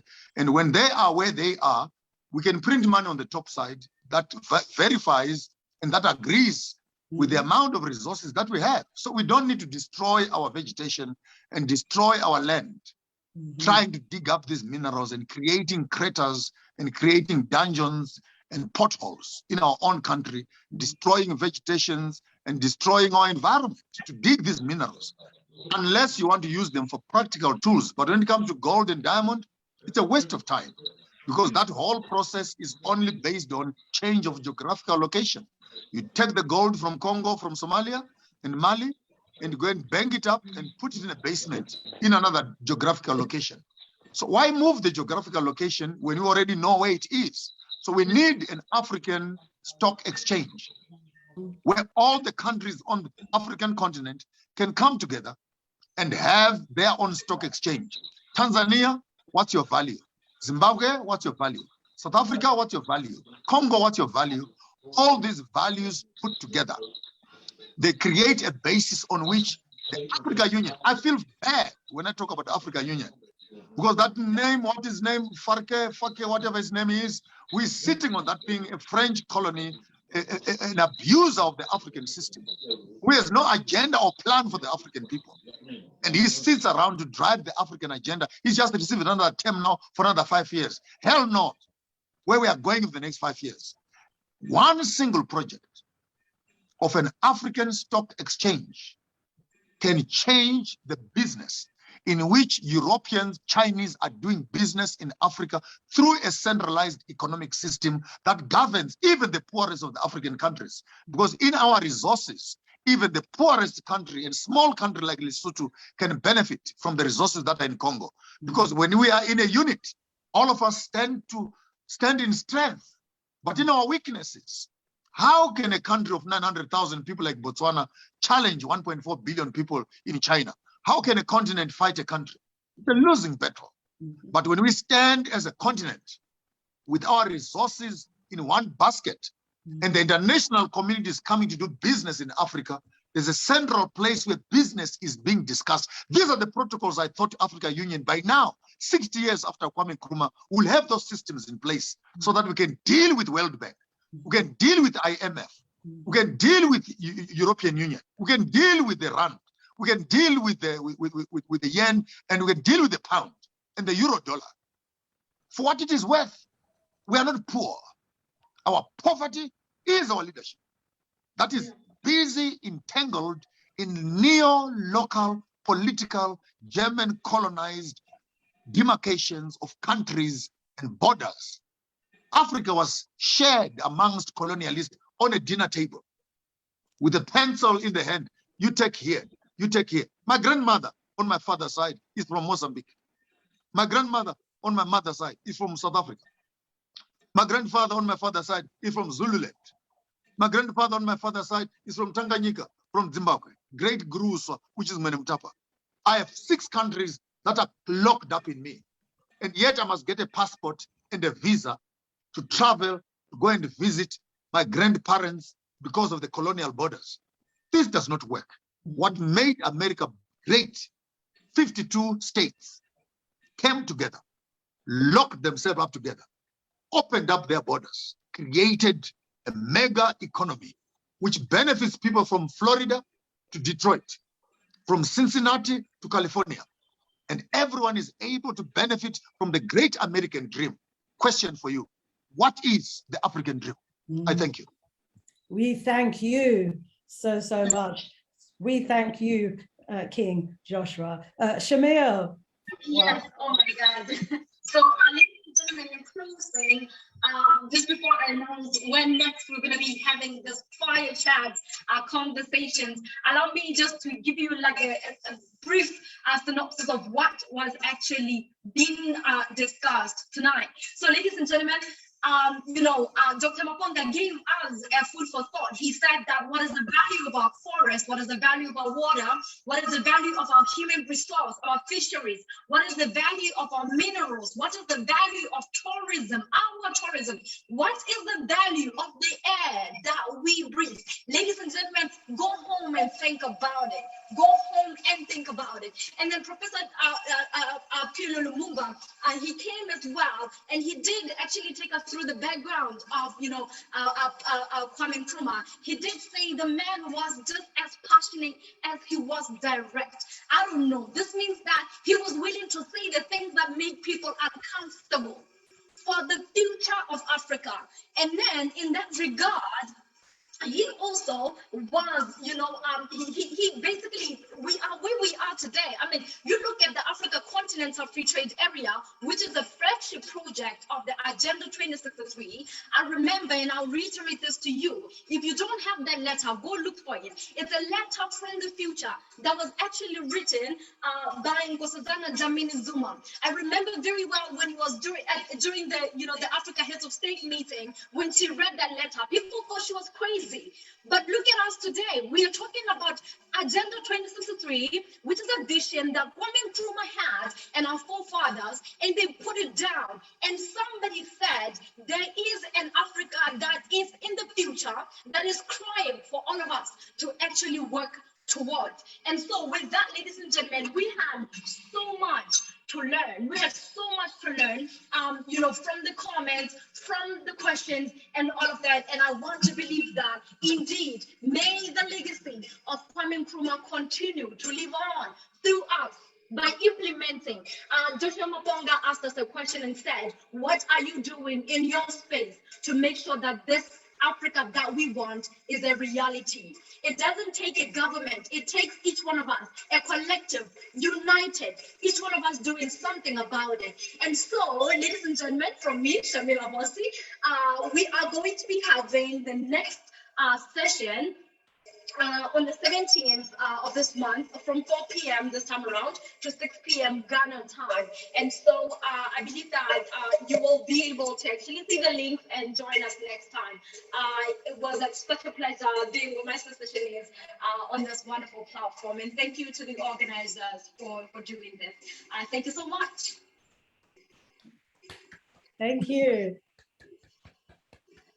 Absolutely. So I guess it's safe for me to call it a wrap. Sister Shanice, it has been a wonderful pleasure. And to all the speakers, thank you so much for that, for that phenomenal, informative session. I definitely won't be able to sleep being the Pan-African that I am. I'm going to be jotting down what's next for Africa. So I believe that you'll do the same as well. From me to you, it has been a wonderful time. Thank you, everybody. Thank you so much, and goodbye. Thank you. Thank you.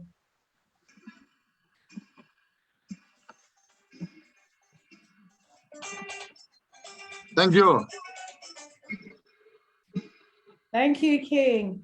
Thank you. I don't want Agenda 2063.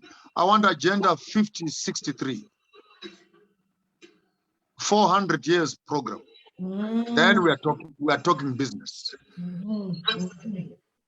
Yes, I think for those who want to stay and continue to talk, can I ask the organizers if it's okay to do so?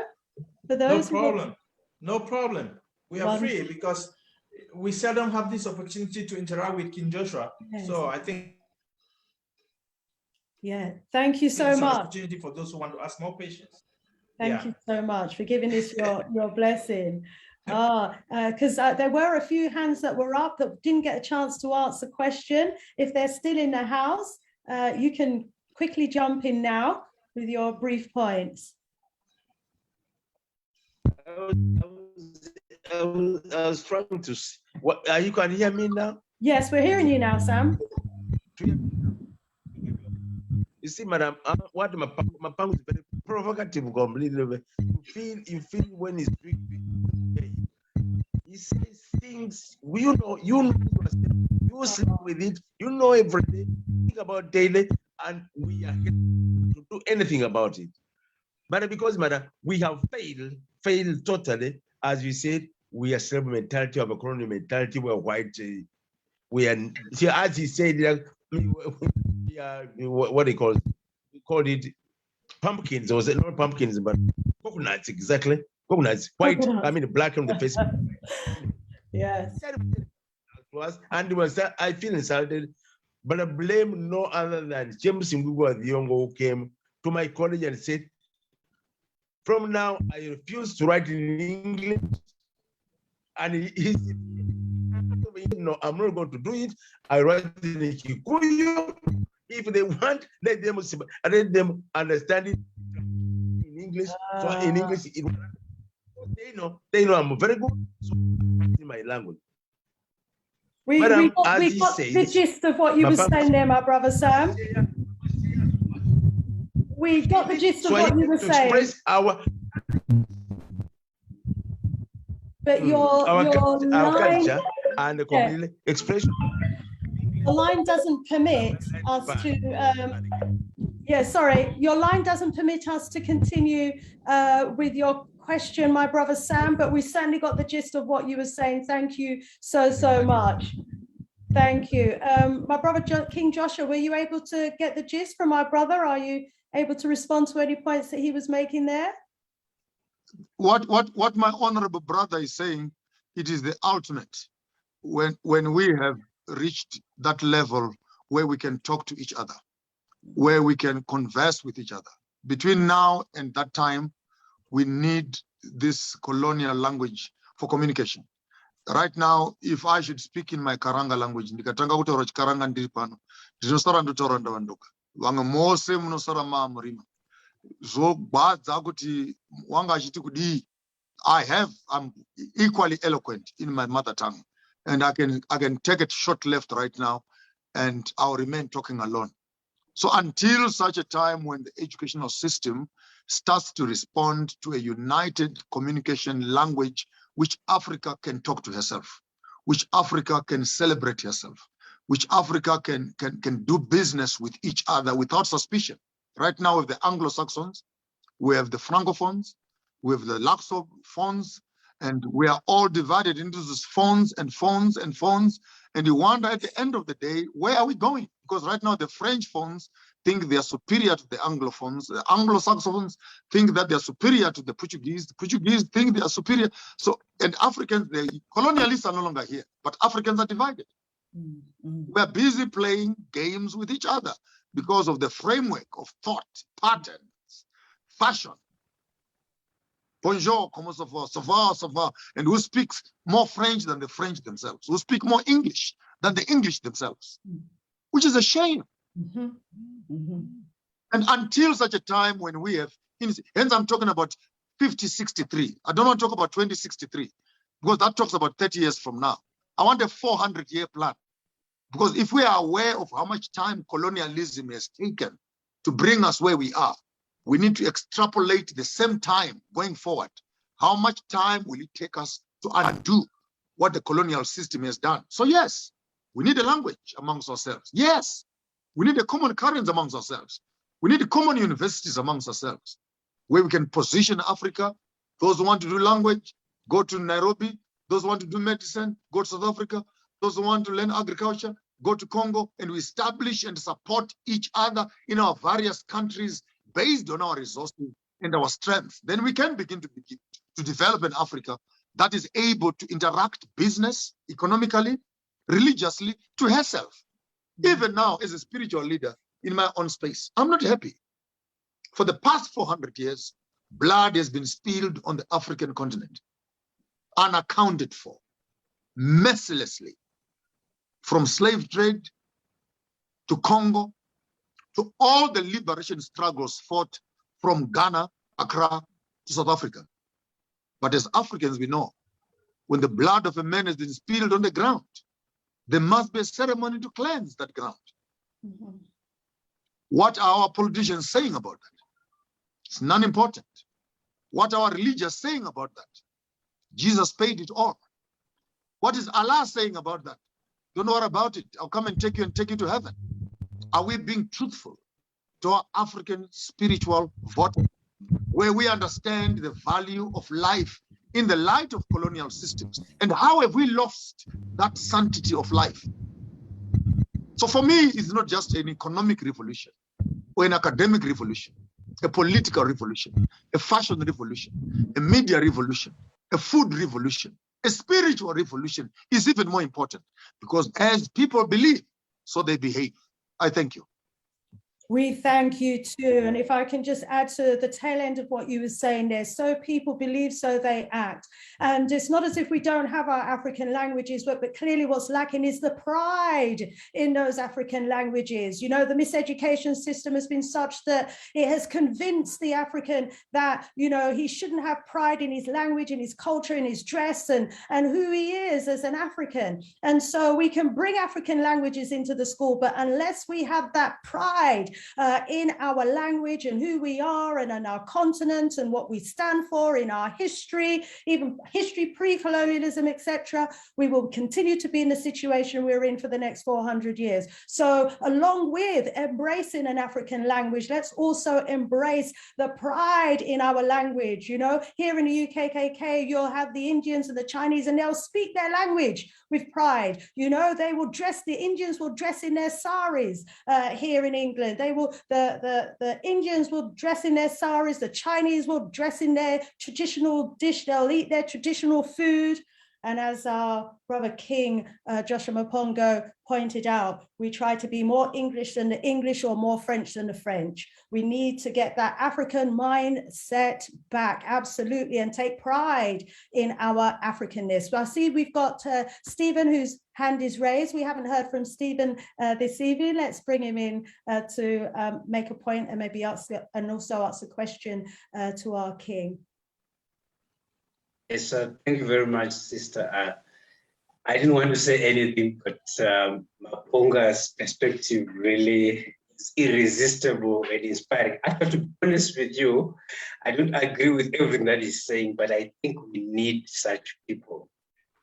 Within the Pan-African ranks, I think we need people who speak in a direct tone, because I think it's time for us to do something about our situation. And one thing that I found it very interesting is also, I'm a Zimbabwean myself, and I've got Malawian and Zambian origin, but I need a passport to go to Malawi or to Zambia, I imagine. And I found that very appropriate. And you know, there was someone who wrote on the text, on the text part, on the chat, about PhDs. You see, when Maponga was talking, I just asked him, where is this guy? Why is he not coming in these platforms of the university where we are talking about decoloniality? Because see, the way you speak about these things, you don't use like, see, it's something about you, King, that is so irresistible and you can't just resist it. And I can feel the genuineness about it when you express it. So I just said that, let me just say something. I want to say that we are within this Pan-African journey. Actually, we need voices like yours, a voice that is so touching, that is so challenging. We might not agree with everything that you say, but to be honest with you, whatever you've been saying this evening touched me. Even if that which I didn't agree with, I see the truth in it. So I want to just say thank you for that, and yes. Okay. Thank you. And do you have a question? I can respond to that and say, Maita Shoko, Maita Vujena, Hewa Shoko, Hewa Wana Nokwara, Hewa Wana Mkanya, Heka Nwaro Shoko yangu Embereka, Wana Makwira Miti, Wana Mahum, Wana Mpona Ngokuba, Wana Chilamba Kusesera, Wana Mshamba Negore, Makumbe Mwana Mwesende Weshano, Heka Nwaro Shoko yangu hii. And ndimi wakatanga kugara shoko yangu yembereka wakaira mutupu umwe nashe vano vapfumo jena vanobva guruswa vakubva kumatonjeni ndimo kumatovo vanaisi vemvura meso ngasinganiwi nemvura mahobu vikomba shoko yembire wiriamiti yasosve vanobva hwedza vapfuri vemhangura navecheri vayo chiwere shoko yembereka zvaikwa matariri vari mumahwe mani tinodya masosve tichiboera Maita, vanobva hwedza, ndimi vana mazvikongonyadza, vana mutangandagara, mutangandaguta, vana mutanga kuvona, ndimi vana chigara mahwe matanda anovora. Zvibwe zvitedza zvinotedzera vari kure, vari pedo vanotamba nazvo. Mutambo uri paruware, ndimi vana matanga kugara. Varimi, vanochema newe, vana mazvikongonyadza, ufamba ukanyaira chibwe chitedza chinotedzera vari kure vari pedu vanotamba nacho zvaikwa chiwere rudzi risina chiramwa maita vana makoromokwa nanzva paruware vananzva vane mashako magaro vana muponango kuba vakaera mutupo umwe nashe tisi vana pirika kana tiri kuMalawi vana mutswenenga tapinda muSouth Africa vana kavo kana tiri muBotswana vana skosana kumandevere fakudze mutolo wiramiti yasose chiramba kusesera vakashava muti vokwira mu. Thank you very much. I've gone Thank you. sing For those praise. who cannot hear, these are the totems of my tribe, and we are celebrating an African stalwart. And I thought from my tribe, I would share some of the poetry from my tribe. I thank you. Thank you. Oh, beautiful, beautiful. Brother Elam, your time now. The floor is yours, Brother Elam. Brother Elam? I hope you're getting me. Okay, we're hearing you now, yes. Can Mapunga also highlight some things about the origins of humanity, where you get to realize that some pastors and rabbis claim to have gone to the Garden of Eden, where they think human beings began from, and yet probably within scientific explanations, we realize that humanity began in the Great Lakes region in Africa, and the first man was an African over 5 million years ago. So we realize that now we are into this confusion where even our history teachers believe in such things. The Reverend gone to the Garden of Eden to and check, and they were like, it exists. So I don't know how we can also explain such things. And in this instance, we realize that from childhood, we've been growing up in such ways of doing things, and where even our parents, they themselves are already they're miseducated in a way that they also push for the same thing. They'll be like, they say that the fear of the Lord is the beginning of wisdom. But to me, literally, it would mean like the fear of a white man is the beginning of wisdom. So such things, such narratives, we have to change them. And I don't know if at all there are some instances where we can clearly, wash away all these things. And because from childhood, you become indoctrinated with such false information, as if you're reading a story about Superman or something like that. And you realize that these children have now grown up to be big people who are not responsible for their problems.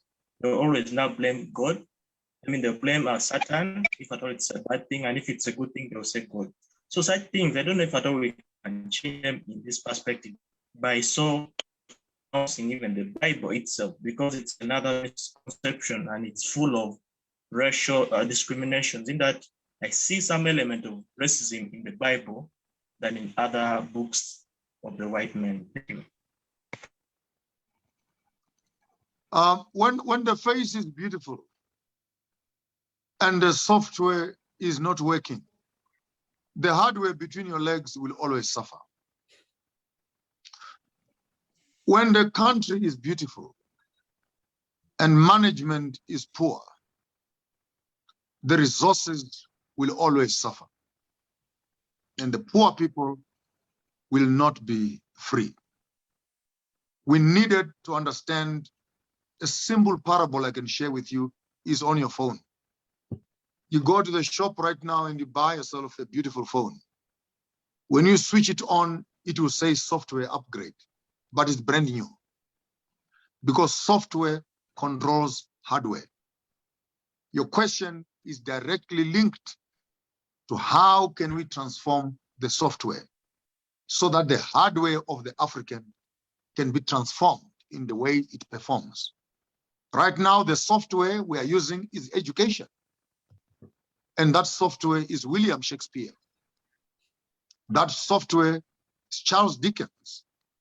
That software is Plato. That software is Socrates.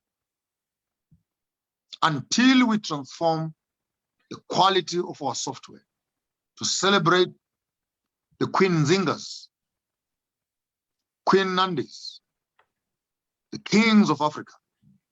And these characters are put as heroes in our narrative, which our children can aspire to be like. Right now, our children want to be like Michael Jackson. They want to be like Sylvester Stallone. They want to be Celine Dion.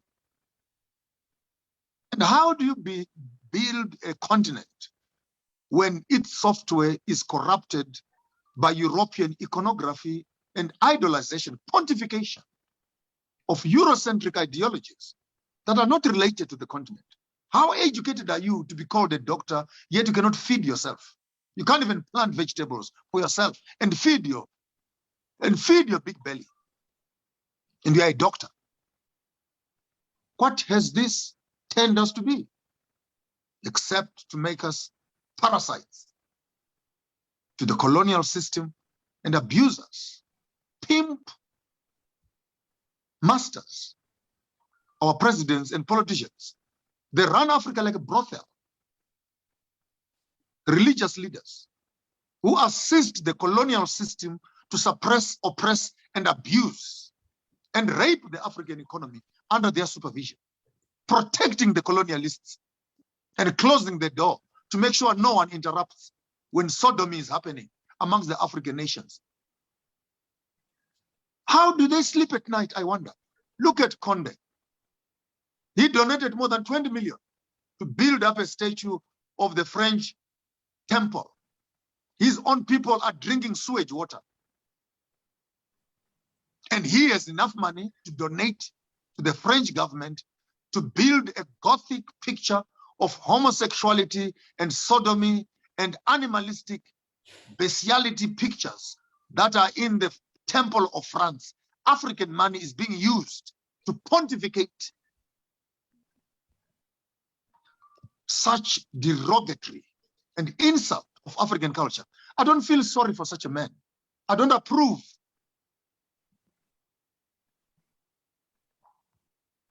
to take over of governments, but neither do I sympathize with governments that don't love their people, that would rather look nice to the Europeans when their own people are suffering in poverty. They go to United Nations, all they do is to take pictures, standing on the stairs with other presidents. When business is being discussed, they are busy shopping with their mistresses downtown Manhattan. No, enough is enough. I want to make a call to all African young people. Take over the government. Take these politicians, put them in one big bag and dump them in the sea. We don't need them. We don't need them. We will not miss them either. How do we change? We start off with software, education, transformation. Stop spending your wealth on colonial systems. Start spending money on each other. Build local economies. Don't destroy the white man's economy. You will collapse. Let's start building a parallel system and we move our money to ourselves. The other system will die by itself. We don't need to kill it. It will die by itself. In conclusion, the best way to fight a colonial system is simply by us loving ourselves. And once we love ourselves, we don't need to worry about the other person, them also loving themselves. But we love ourselves, we love our food, we love our fashion, we love our time, and we spend our resources on ourselves. We don't need to fight with white systems. Let's create our systems, our own value chains, our product lines that we can support with our finances and challenge pound for pound the colonial system. There's no way they can survive. We can beat them in numbers. I thank you. We thank you so much. You know, such good advice there. I noticed there's a lot of young people in the house. You know, I'm just thrilled when I see the young people because you are our future. The young ones, you're the one who's going to be taking this teaching into the future. Let's bring in our brother Niavi. I want to thank King Mapunga for everything he has been saying since he came on, and everything that he has been doing online, because I'm one of his fans. I always learn a lot from him. There is something that we've tried to analyze on our part, And like he was saying, he wants the timeline to be 400 years. Mm-hmm. We have seen that we can transform Africa within the next 3 decades.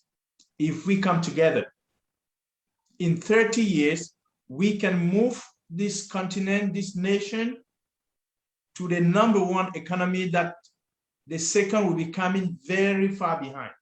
Mm-hmm. We have the highest number of people on this planet. We have the resources. We are everywhere on Earth. Of recent, we just had the African and our Americans or Caribbeans conference, summit, which is something that was supposed to have taken place long ago, but just happened. Those are some of the signs of the things that we are seeing. If China could transform from where it was in the 80s, that many African countries had to help China to what China is today. And we all know what is happening in Europe and in America, how they are declining. And with the young population we have in Africa, I think that if we put heads together, we can move this continent to the highest level in less than no time. Yes, just like Professor Lumumba said, we have to start taking action. Yes, the talk will be there, but it's time for us to start taking action in a strategic, tactical way.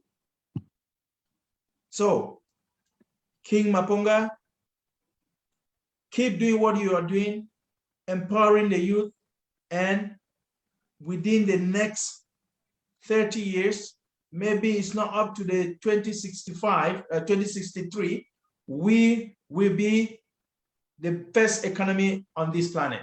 We'll get back to where we were, because that was where we were. Thank you very much. No, thank you very much for that contribution. I truly appreciate that.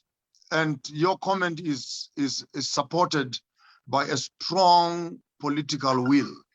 Your comment can become a reality if the political watchdogs, our presidents, and our political system is willing to lose power in the next 30 years and begin to work towards a centralized African economy. That is possible. Yes, but we need to get our people. We need to get our people to those governments. That is what, just like you said, they don't give it to us. We have to work out the way to get it. The danger we face is when we take our people to those systems and they become the beneficiaries. Mm-hmm. They will do worse than the people that are there are doing. So we will be back at ground zero. So hence, when I'm talking about elementary education, you'll be changing foxes with hyenas. There's nothing wrong right now with young people getting into power, but when they get into power and they're still upholding the same system, the same governance, the same jurisdiction, the same political system, we are not going to go anywhere. By using the 400-year trajectory, I'm saying let's study what the colonialist has done for 400 years to get where we are with technology, with social media, and the fast track of education. We could cut that period almost by a third to maybe 50 to 60, 100 years maximum. But if we are to use the same trajectory and time frames, we must be prepared to plant trees now that we know our children will harvest from them. But it is dangerous for us to plant vegetables because we may never eat the fruits. I thank you. Very true. You see, what we are doing at Kwame Nkrumah Ideological Institute is trying to revive what Nkrumah did. If you've been following Kwame and you know what he started to do when most African countries started gaining independence, he wanted to create the African personality, which you just spoke about. Who is an African? So those were the things that he wanted to do. And those are the things that we are reviving. To get the African personality, we have to bring back our own system, not this sham called democracy. We have to bring our own system, or whatever people may like to call it, maybe democracy with African characteristics. So this is the kind of thing. We are already working on a new type of system, which in the due course will be shared with people like you to add your input and see how we can start to lobby for it to be implemented. Just, we have to start somewhere. We already have something that we are working on to make sure that what the system that we have now is a swamp. It should be flushed out. We have to clean the swamp. That is just what I would say. We have to clean this system, bring Afrocentric ways. We saw what happened in Rwanda. We saw these systems that traditional African agriculture style that produce more than what the government spends so much money in irrigation that cannot produce. I'm So we have fully to bring back those things. I'm fully in agreement with you. What I suggest we do as a Kwame Nkrumah organization is to maybe to come up with a documentation of Nkwame's vision, Nkwame's passion, and his vision for Africa. And even if it is a small little booklet, to be disseminated to all the universities in Africa and be packaged together with the political agenda of every student. We begin to replace the educational system with our own agenda as Africans. Because I tell you the honest truth, yes, until we're able to capture the education system, when you graduate from that system, you will support the same system that is abusing your own people, because it is coming to you as a bank check at the end of every month. So yes, I stand in full agreement. We can start off here, start up the institution, identify 100 people, we take them through the institution, the 100 must train 100, the 100, the 200 train 100, the 300 train 100 in less than 1 year. We should at least be able to say we have 1.6, 2.8 million Africans who now have a different software. And we hope that out of that pool, when some of them move into political office, they will have the software to begin to tamper with the bolts and nuts that are holding the African political and economic system, the banking system and education systems in hold right now. And in top of every system that is oppressing blacks, blacks are now managing those systems. Black people like you and me. Yes. Right now, if I make you a CEO of Standard Bank, you will make sure that no one gets credit without land. And yet you know that an African does not have land, and the land is in the hands of the white man. But yet you are there because the policy of the bank is telling you this is how we do banking. Until you get into those places of power and say, how do we restructure traditional lands? Can that land also be used as surety for banking? Can people in rural areas access funding for mining and production and business using their land as surety to access funding? Something in that line. There's very little transformation coming from Massachusetts and Harvard University, because those students are not trained to develop Africa. They are trained to harvest the resources and feed the colonial system. I thank you. Thank you very much. Thank you.